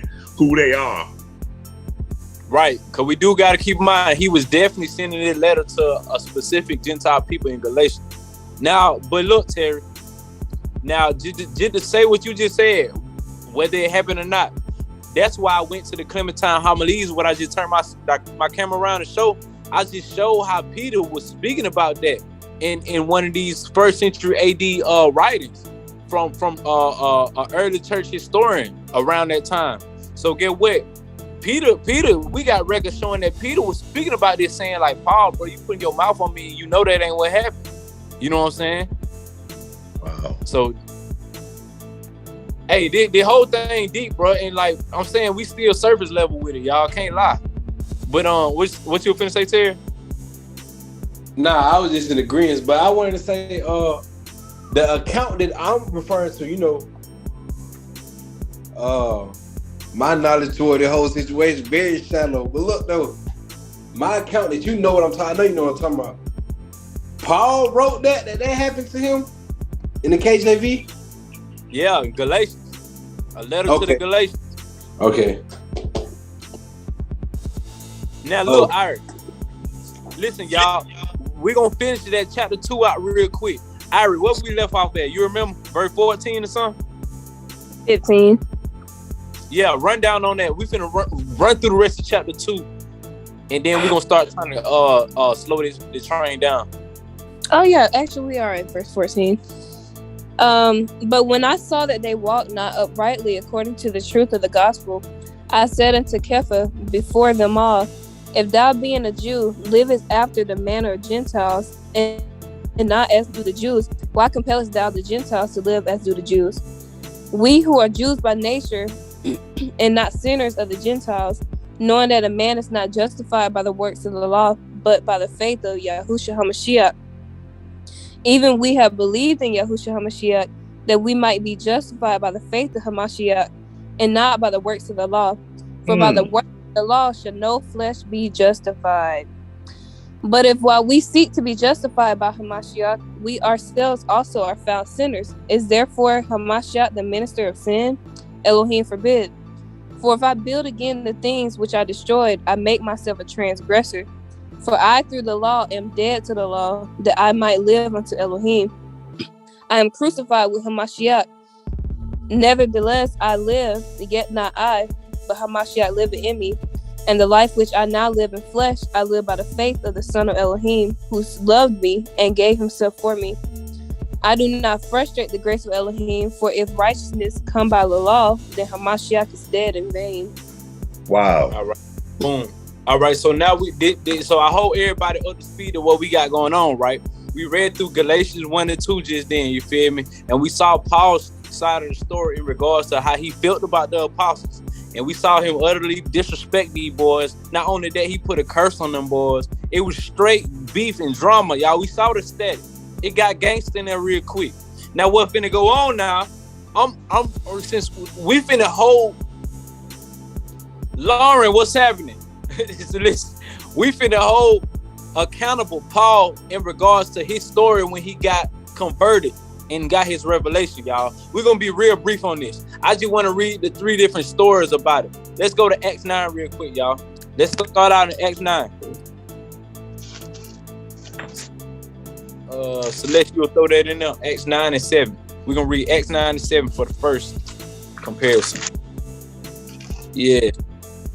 Total Rabbi. Acts 9 and 7.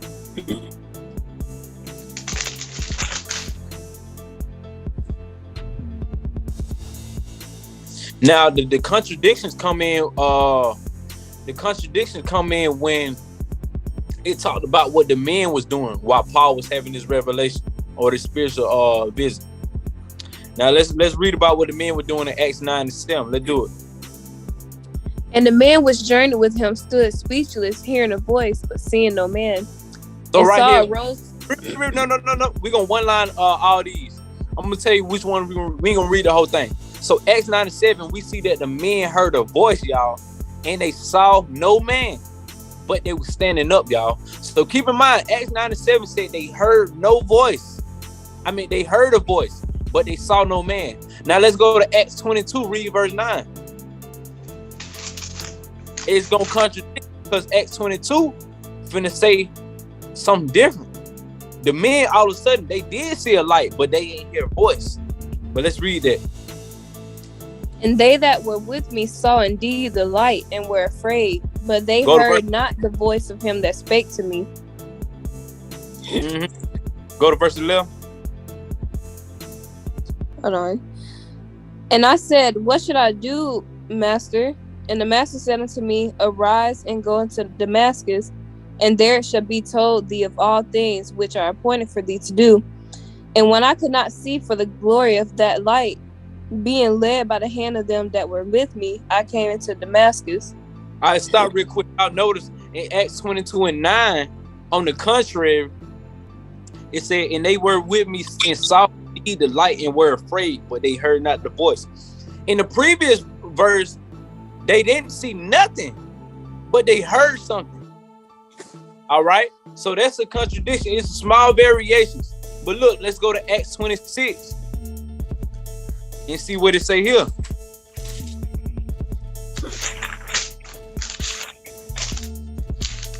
Let's read verse 12. What verse? Verse 12 to 15.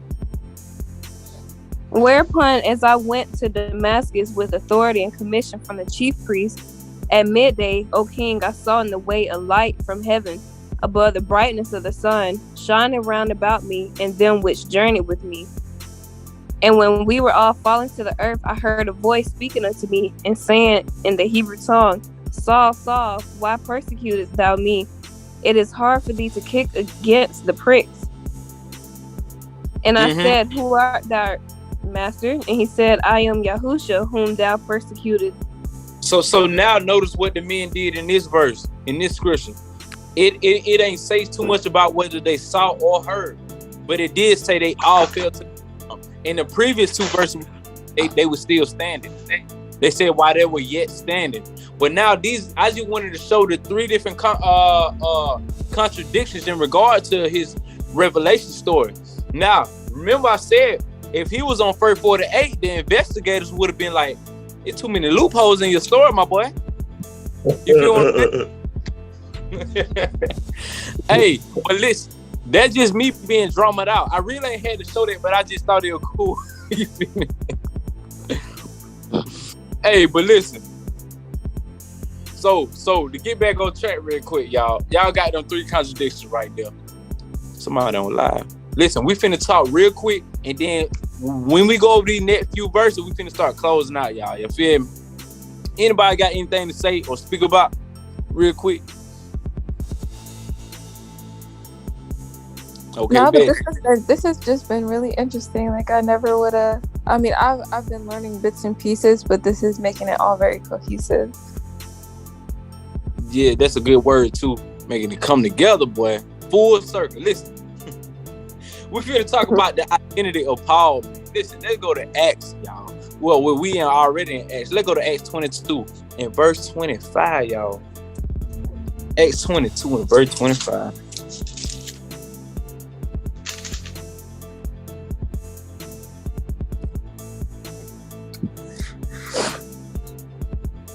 Oh, boy, they don't sound right. This Yoah hit me up. Dang it, Yoah did not hit me up. I should have brought him in his doggone chat. Oh, so Yoah. It's already getting freaky in verse 25, y'all. Read that out here. Acts 25. Don't start, please. And as they bound him with AJ, please don't start. Don't get me started. Y'all already know. Why ain't bounding him with thongs, y'all? I ain't gonna read that sentence. Paul said unto the centurion that stood by, "Is it lawful for you to scourge a man that is a Roman and condemn?" Right, so listen, I just wanted to show when they bound him with them thongs, y'all, they were playing with them. Listen. Is it lawful? Right, is it lawful for you to scourge a man that is a Roman? Hey, so now this is an example of him pulling his Roman citizenship card. This him pulling out his free nigga papers. I's a free nigga. Right. What is you doing? And me, boy. Yeah. So now we see Paul got a Roman citizenship, y'all. But Chicken George. What I kind of just went over a little bit, we understand why he got that Roman citizenship, y'all. But look, real quick, y'all. Let's go to Romans chapter 16, verse 11. Come on, one line this thing. Romans 16, verse 11.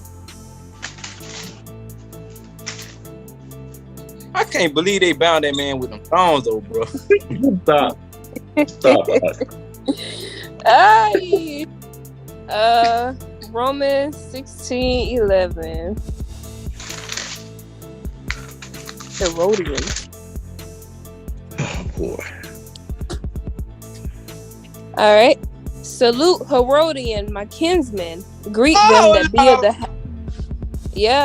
Herodian, my kinsman. Salute Herodian, my kinsman. Greet them that be of the household of, how you say that, AJ? Narcissus? Which are in the master.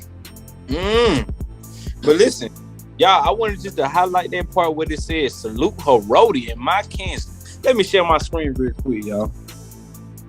Let's see here. Let me go to that blue letter Bible. Oh, hold on. I'm doing the wrong thing. Let's see. Share my screen. I'm finna show y'all something real quick. Yes, sir. I think it's okay. There we go. Boom. Nope. Blue letter Bible out. Where that thing at? What we just read? Romans 16. We did read Romans 16 and 11.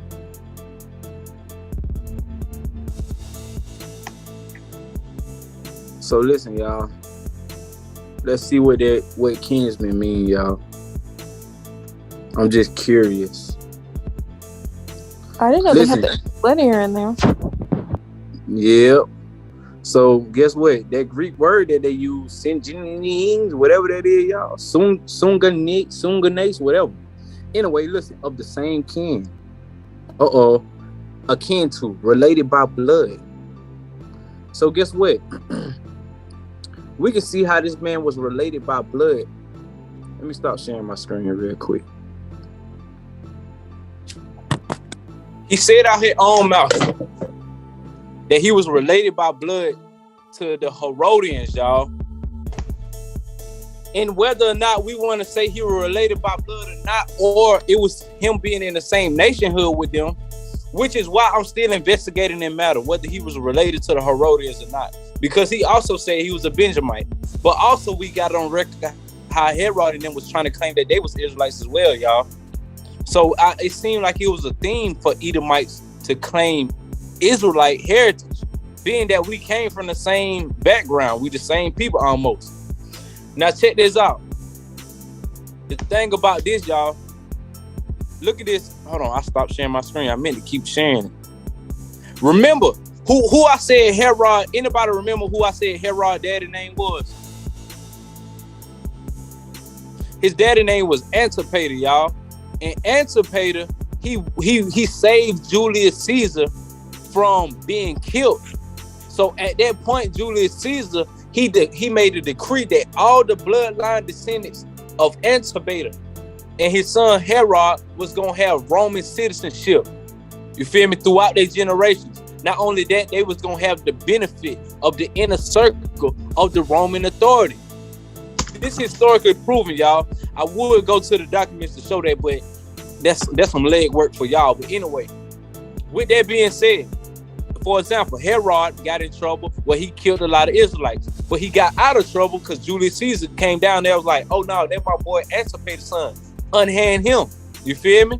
So we can see an ongoing thing where the Herodians, Edomites, were protected by the Romans and everybody that was in their family.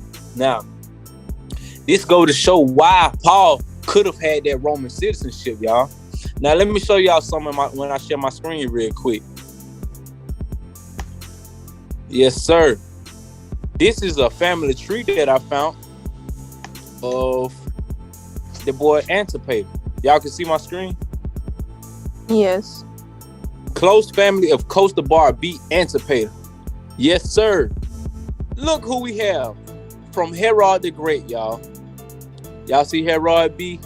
Antipater the Great. Their last name is Antipater. Listen in. Saul B. Antipater. Now, somebody gonna look at that and be like, that ain't got to be Saul. You feel me? Saul of Antipater. You're right. That don't mean that that's Paul. It could be somebody else named Paul. But check this out real quick. Let me also show this about that word Saulus. Let me try to do this right here. It ain't no doggone.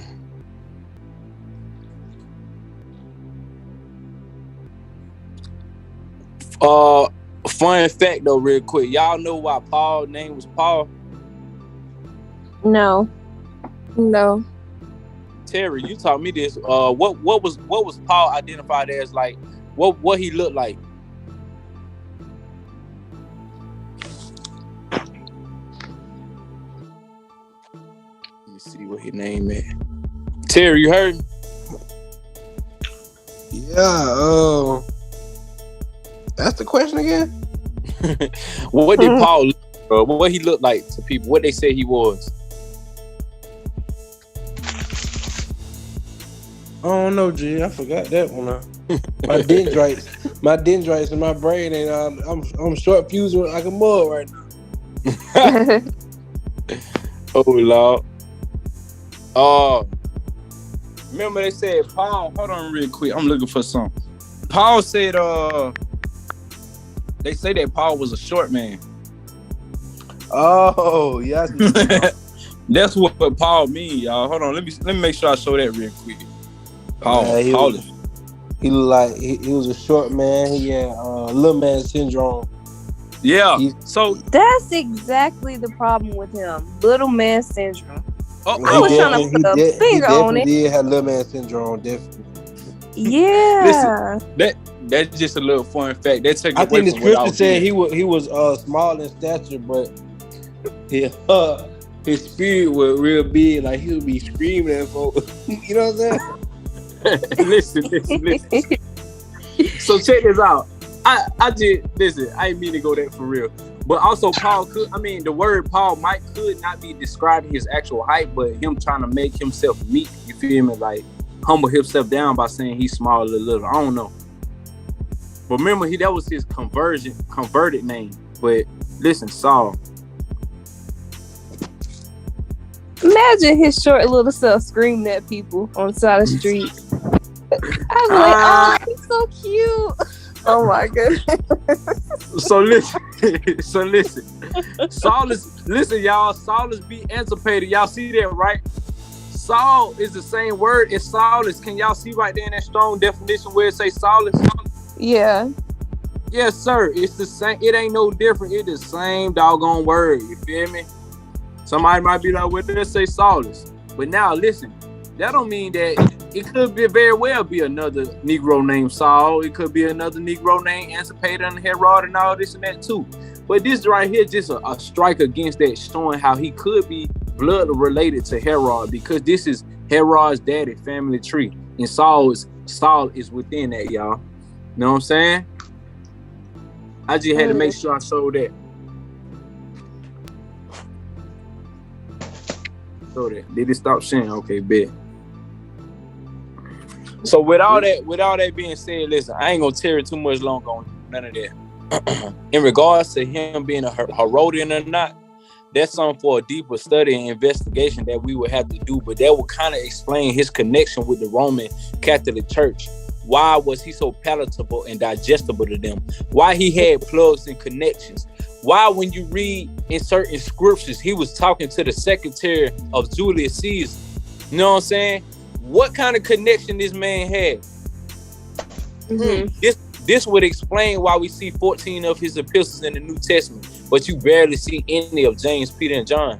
You feel me? But anybody got anything to say, my boy? Hey, Terry, you finna get up out of here? We finna get up out of here too. We finna pray real quick and slide. Oh, okay, good. I gotta get lower in a bit. Okay.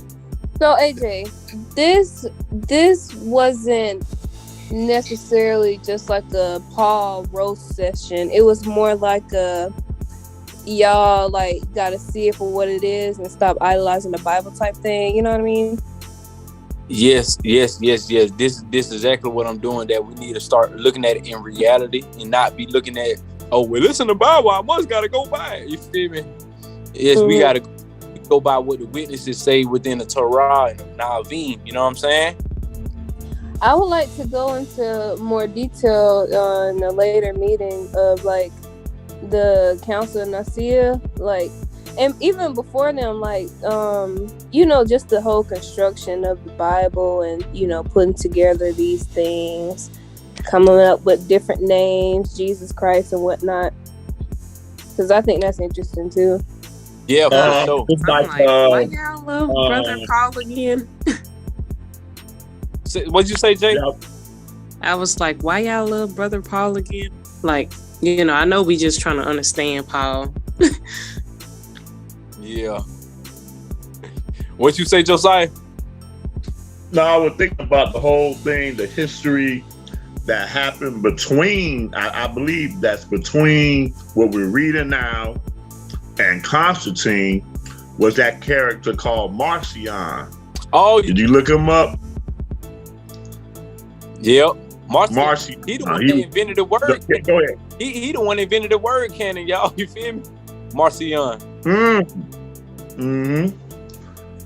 But he also was instrumental in having the whole doctrine about the law being dead and done away with. You know what? I'm sorry, y'all. Hold on. One more second. Since he said doctrine, he just made me think about something. Do y'all remember what we read earlier? How it seemed like Paul, he had no regards to what flesh he put in his mouth, or what he was telling people. He basically saying, y'all can eat what y'all want, just don't be asking questions, right? Right. Would y'all call that liberty? You feel me? He had liberty in his foods that he ate. All right, check That's this out. what we called it. Do y'all know who this dude named Nicholas was? That was a part of the. He had developed a church in Antioch. Mm-hmm. And that Paul, he was out there in Antioch, helped developing the church too, right? This deep right here, or in my eyes, I'm finna share my screen and show something real quick. Screen share. All right. But anyway, out there in Antioch, y'all. Out there in Antioch, there was a boy named Nicholas. And I made a connection with this dude in Revelations 2. Let me see. Is that verse 5? I'll tell you what.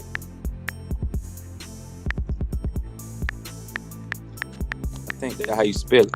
Oh, Lord, I'm putting M in there. Go ahead, they ain't them on. Listen, y'all. That's exactly, yeah, it was Revelation 2.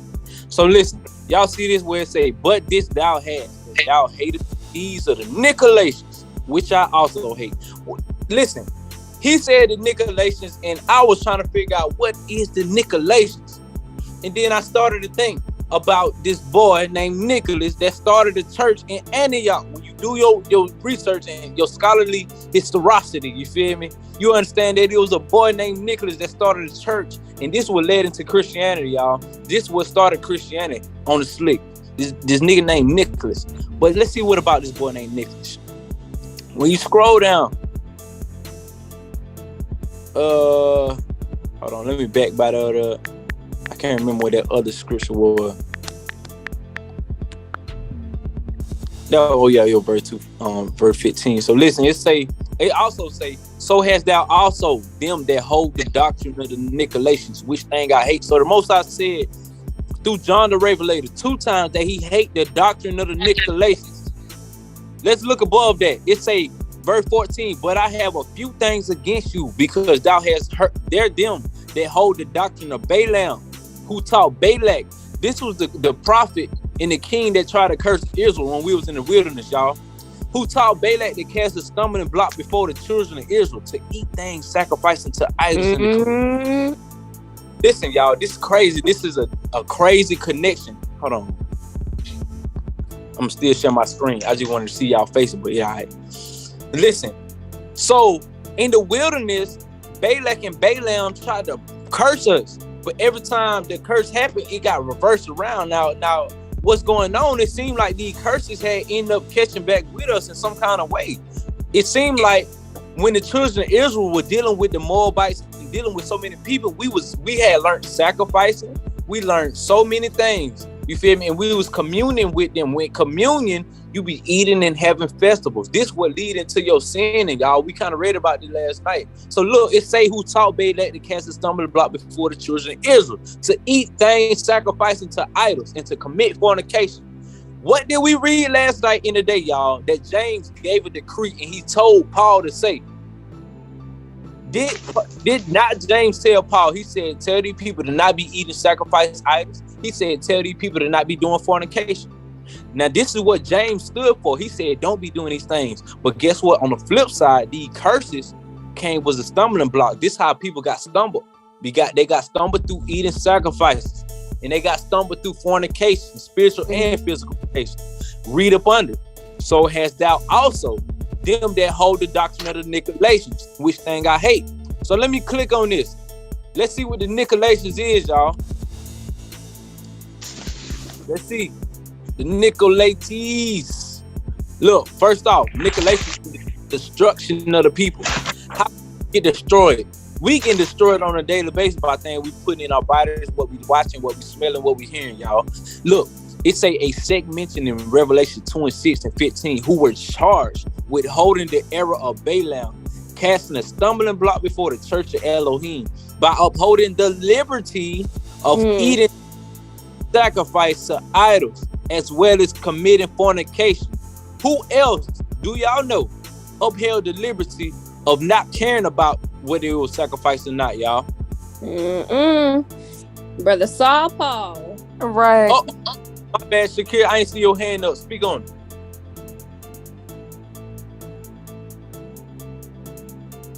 Dang, Brother Paul.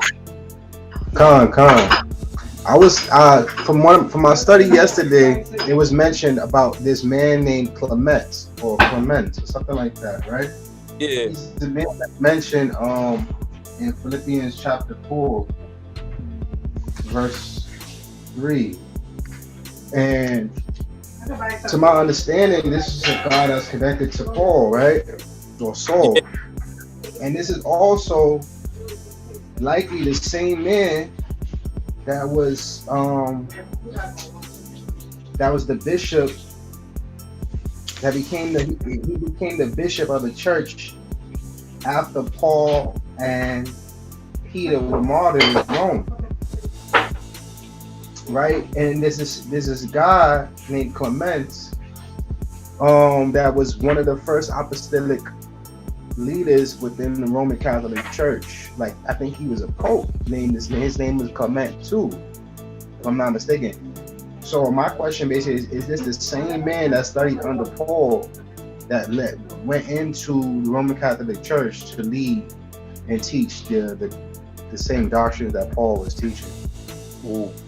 And get what? I wouldn't doubt it, but just like I wouldn't doubt it for any other men that we see had that same similarity. Cause we can see Paul had a lot of men, you feel me, who was learning up under him these doctrines that we see that I just made a connection with the doctrine of Balak and Balaam. They upheld the liberty of eating sacrifice things like Paul did in 1 Corinthians 10. You feel me? In 1 Timothy 4. So get what? I wouldn't doubt that Clement had something to do with it. But although I do read some of the writers from Clement, you feel me, which is the Clementine homilies, I think they got a correlation with Clement himself. You feel me? But these is his recognitions as him being a historian. This is him telling what he knew. Now, what I had read earlier in regards to Peter talking to Paul, I can agree that Clement was trying to protect Paul's image, because in the Clementine homilies, every time you see something about Paul, he changed his name to Simon Magus. You feel me? But according to a lot of scholars and historians, they relate Simon Magus in the Clementine homilies to be Paul. You feel what I'm saying? But I think Clement do have a good relationship with Paul. For sure that. But yeah, I hope y'all can see that connection that I was talking about in regards to the Nicolaitans in end times. The Most High say he hated it, and it's a connection between them and Paul. So with that being said, boy, the whole thing kind of scary to me to think about. But yeah, this is an ongoing investigation. For sure that. But sure, we finna go ahead and send up a little prayer, y'all. You know what I'm saying? I ain't mean to sit here too long. Yes, ma'am, for sure.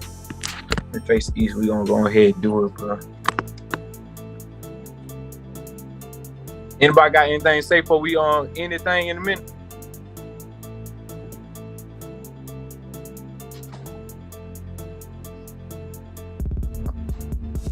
You got it? Okay, yeah. Hey, good bill tonight, man. Hallelujah for it. Thank you, Total Rabbah. For sure that. Yes, sir. I be new. Shiba Shimayin, Yikade, Shimkata, Bo Makutega, Yaseras, Ka, Heavenly Father, send the prayers of Yahushua. I pray you forgive us for our sins and for the sins of our forefathers. Man, I thank you, Total Rabbah, for the opportunity to repent in this land of captivity while we be thinking ourselves, and then we investigate everything when it comes to our culture and to your truth, and that we be able to line it up with your nature, and we be able to see it within your creation to understand the Creator.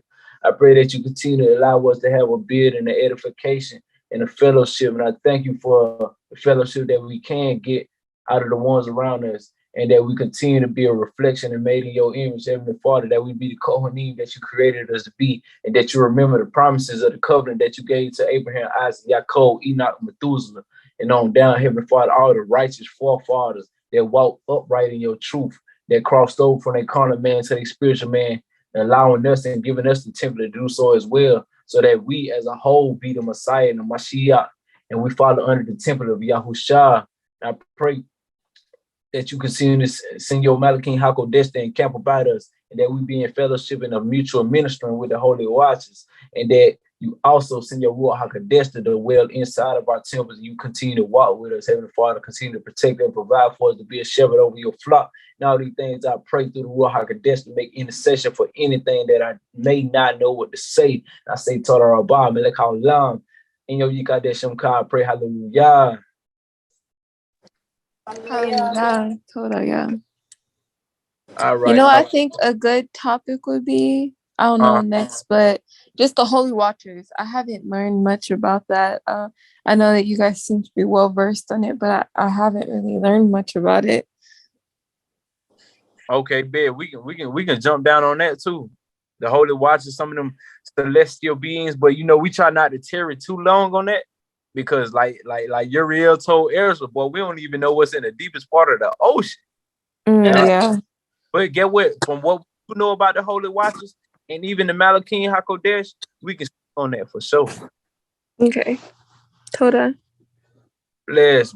Y'all G say about that. Shalom. Shalom, y'all. Shalom. Shalom, hallelujah. Yeah.